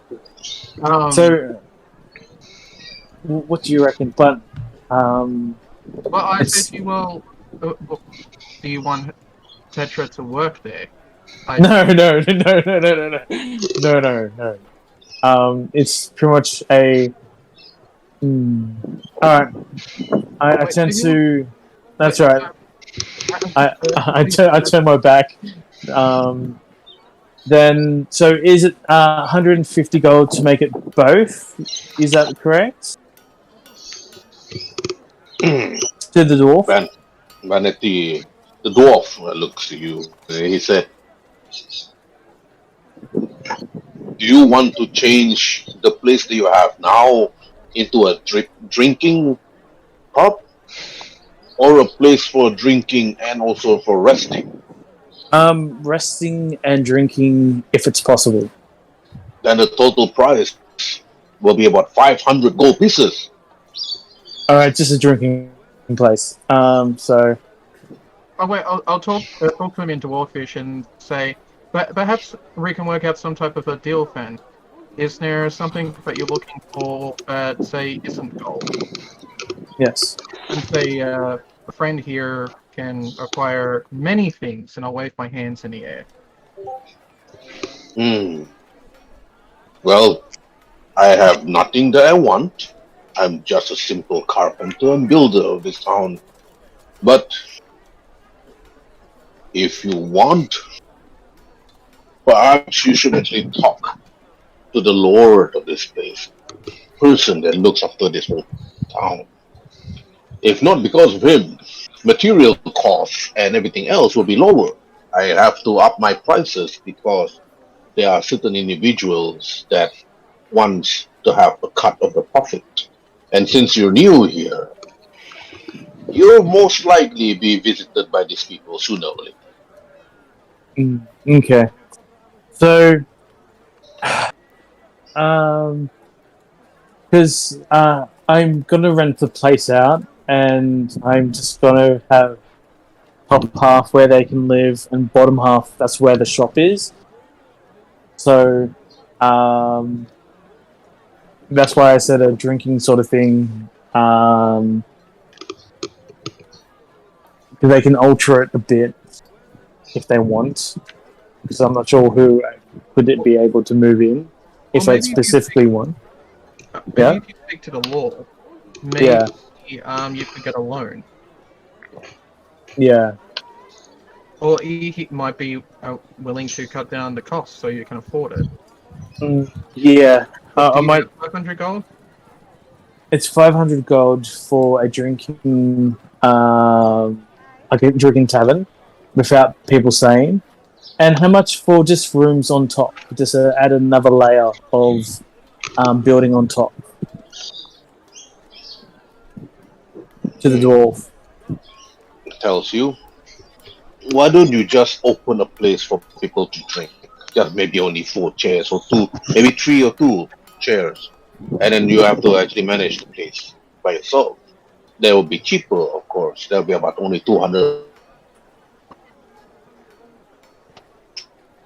All right. I'll talk to the 50 gold piece. But if you want a room, yeah. I'll talk to the Lord and see what I can do, and I'll be back to you. Now, at least I know where you are. I'll head back to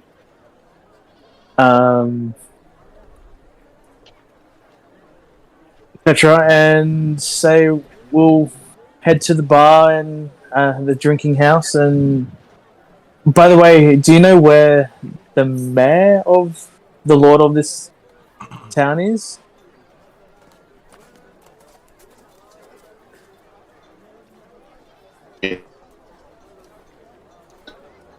the person that looks after this whole place, Yep. is always at the tavern. Okay, we'll go to the tavern and sort this thing out. I actually got some other words for him. Where is the tavern? You head towards the tavern. They just point to you where the tavern is. It's just one of the inside tavern. Okay, hopefully my internet's okay. Food and do. That's terrible. Yeah, the tavern is I'm actually hungry in real life. Have you become like soups there now? You just like, dude. Duh. I think that's gonna become a new quote of mine. Thanks to the old man, elf. Ah, okay. It's the rusty scabbard. Just trying to find where it is. That's there. Yeah, exactly on the top. Okay, I see it. Yeah. Yeah, because the name's there, so I imagine that's the entrance, and this is the actual bar.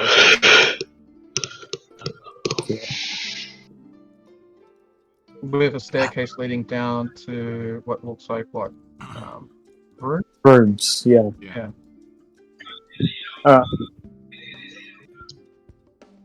I look around and see what I see. Okay, if you head over straight to the rusty scabbard, there's the moment you enter, you see Cornelius and Elgen just having normal conversations. You see Cornelius and Elgen just notice you coming in. Then Cornelius actually see Waruay and said, "Hey, over here, we're having some drinks." Yeah, But Elgen is just there, like sitting and talking, and you see another woman at the other end. Seems to be some sort of ship captain, and apparently one other lady here talking to two creatures, apparently that looks like small little dragons on top of the counter. That seems to be yapping and talking to each other. But what you notice that at the other end of the table, you see one man, a tiefling, drowning himself with a number of bottles of ale, just sitting here, like talking to himself. And after that, telling the tavern keeper, more. And the lady just walked down, and then she said, "You have to stop this. Nothing you do is gonna bring her back. Nothing. She's dead. She's gone. The ocean took her. You have to accept that." Durotan just signals the barkeep lady to come closer to their table. Then she said over, "New customers. Well, it seems that you're a friend with the good rabbit folk and our good elf friend here, Elgen. And what can I get the four of you?"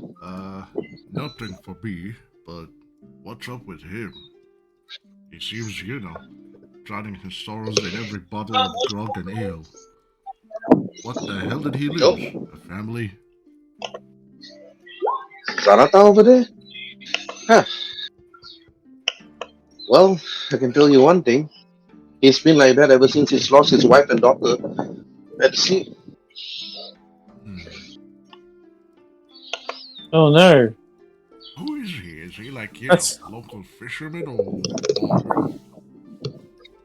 No, he's the Lord here. He's the one that's supposed to look after all of us, but because of him, he doesn't care anymore. The moment you say he's the Lord, Durotan is checking him out top to bottom, look back to her, and then back to him, then back to her, and back to him. He's like, Are you sure he's the Lord? He's more like right now, he's the town drunkie. Now we call him the town drunk. He's practically useless now. He doesn't care what happens to Matahari now.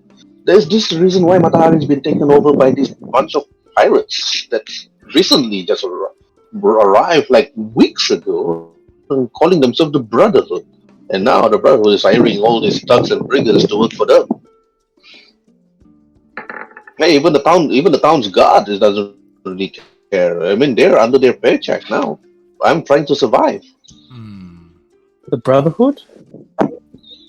They're pirates. Yeah, and that's all they ever needed, a reason to take over a town. Yep. What do you say, boys? Should we, knock some sense into the local lord? Yes. I wanna bang someone up. drag your character here at least so that you can, you can say you saw us in the market or something. Yep. I wanna.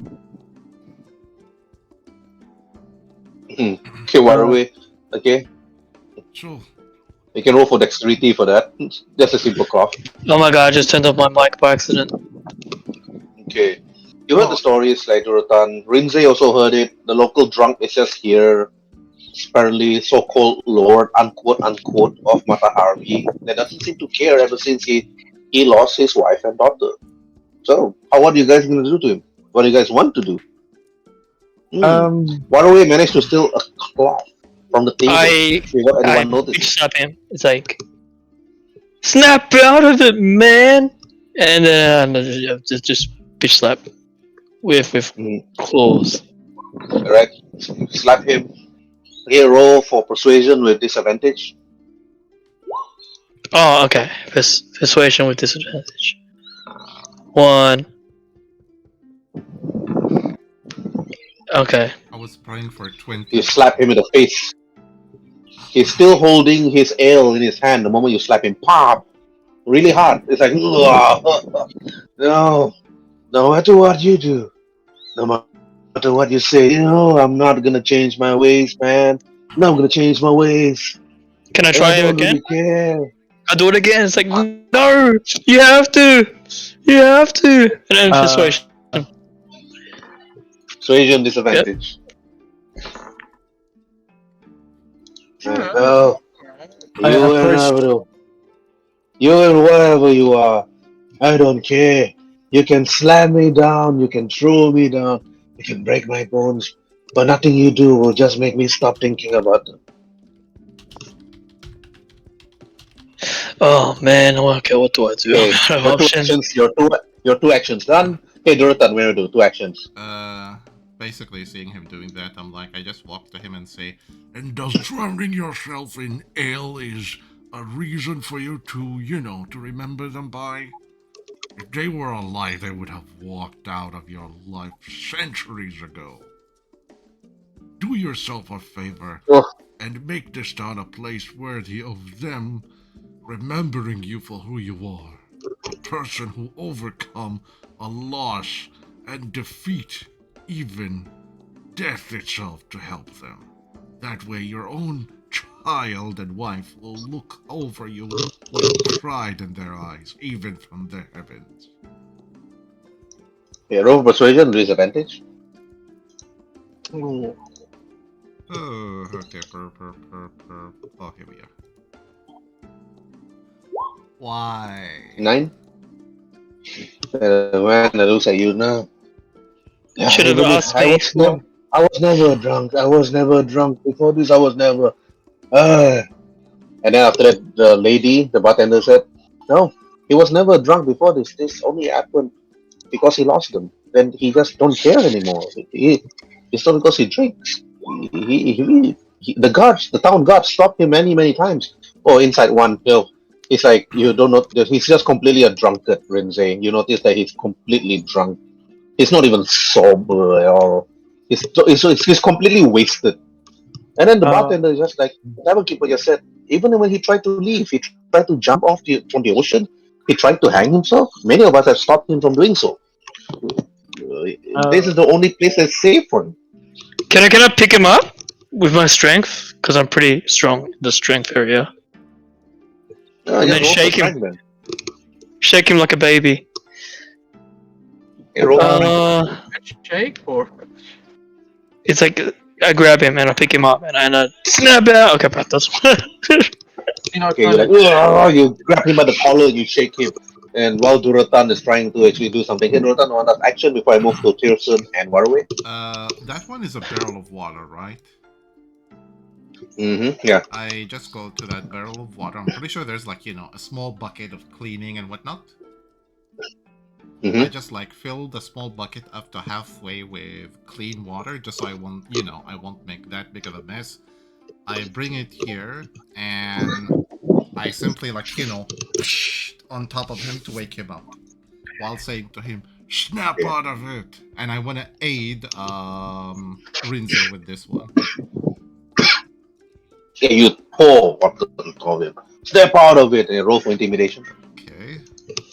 Let me just check one thing regarding intimidation. Okay, dark vision, mercenary. Oh, okay. Okay, good. while he's all wet, I'm going to just do a light tap on him, and I'm going to make it a electrical attack, so he gets shocked. So hopefully it wakes him up. While he's being poured by the water by Durotan, intimidation, while you do the electrical cue, Durotan, roll for intimidation again. Nope, this is with advantage already. So 8 and 9. Okay, so again, you couldn't even wake him up. He got electrocuted, but that feels really good. He tells you Waruay. more, shock me more. I'll try in another turn. So that's next I person. will, Okay, next person will be Waruay. Last action for you. What do you do? oh, last action. I wanted to talk to his dragons, but he's gonna shock him. So, all right, I'm going to take a big breath, and I'm going to do a draconic breath off him of lightning. Okay. You wanted it. Did you want me to roll damage on that, or? Well, unless you want to hit Durotan or Rhin'zey, unless you're just aiming at him. I can cast it either in a cone or a line, so I'll do it in a line. Okay. And roll for damage even. He's not even gonna dodge it. Just gonna take it. Second, you know, 1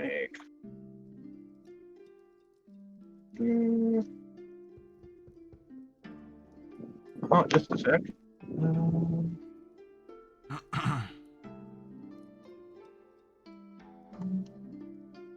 Oh, sorry, I'm having difficulty finding it on my character sheet. Is it an attack? If it's an attack, it should be under your attack tab. Unless it's added already in the attack. Yeah. Ability. You can share the description in the chat. Oh, At least we can read it and tell you. Oh yeah, sorry. How.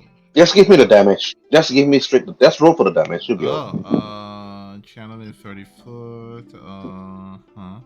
Check your attacking tab. If it's not on the attacking tab, it means this one is like a special type of a thing.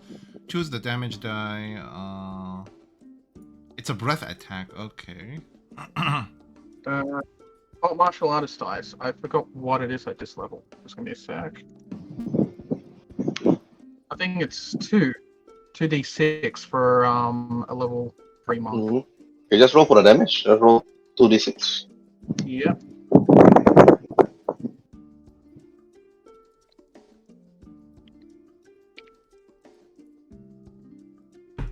Okay, 5. You breathe. That would be You breathe in the lock cone. You struck him. You're like, whatever you do. The guy continues again. It's never gonna make me go back. Don't bother anymore. And then, okay, Tyrson, your turn. 2 actions. I go to the bartender. May I ask, what was the mother's name? The wife's name? Martha. Martha? Okay. I walk over and said to the guys, just ease off. I'll deal with this. I sit down, order 2 drinks, one for me, one for the guy. And so, would Martha, I know she's probably gone to the seas, but would Martha will be happy of all the decisions of straining your sorrows? Of you staying in a tavern always drinking, or you want to run a town perfectly in her name? Because I think Roll for persuasion with advantage.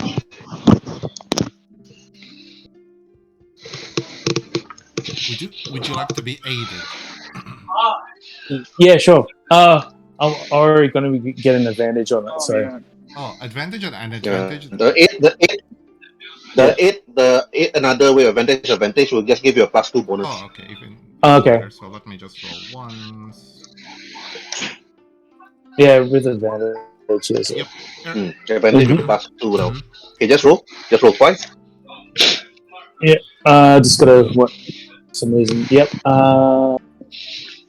1. Go ahead. Stop there. You stop there. Oh, okay. Oh, wow. It's a 26 now. We're gonna do something good. We're gonna do something good.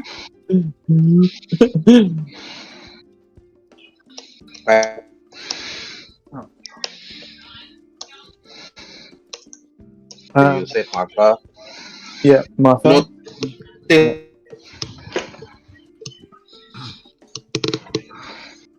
Notice dexterity saving throw. Me?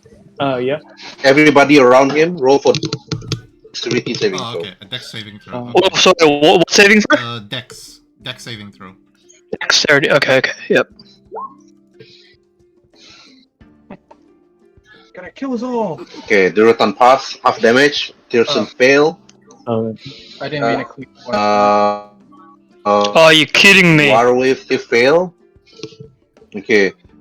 Durotan pass, only half damage. Tyrson fail. Waruay roll twice, so I think I'm gonna take the 12. Unless this is unless it's a special skill, whatever. So Rhin'zey fail.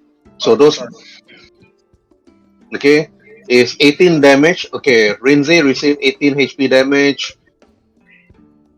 Person received 18 HP damage. Waruay received 18 flame fire damage, and Durotan you received 8 fire damage. Oh, okay. And the moment you burst into flames, Tyrson, he grabs you by the collar, everybody away. Some sort like a blast that pushes everybody 10 feet away, and then he grabs you, pushes you to the floor, and then he screams right in front of your face, and he says, "Why do you say that name?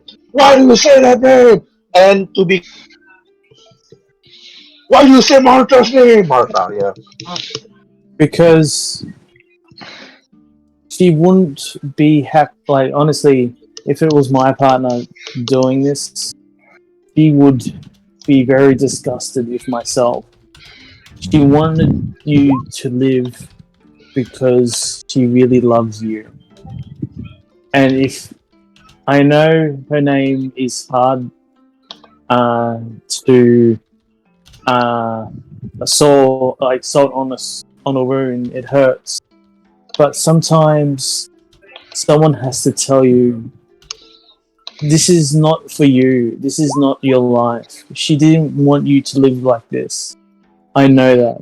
I can see you hurting so much. You can hurt everyone in the town, but it's not going to help you at all. You should understand I'm here to help you, not to hurt you. And You heard that, but he's still holding him with the collar. You say all that, and after he just whisper, "Why do you say that name?" And then, but to be continued for next week. Yeah. And then after that, then the whole story will continue from there. Right? Alright, well played, Yeah.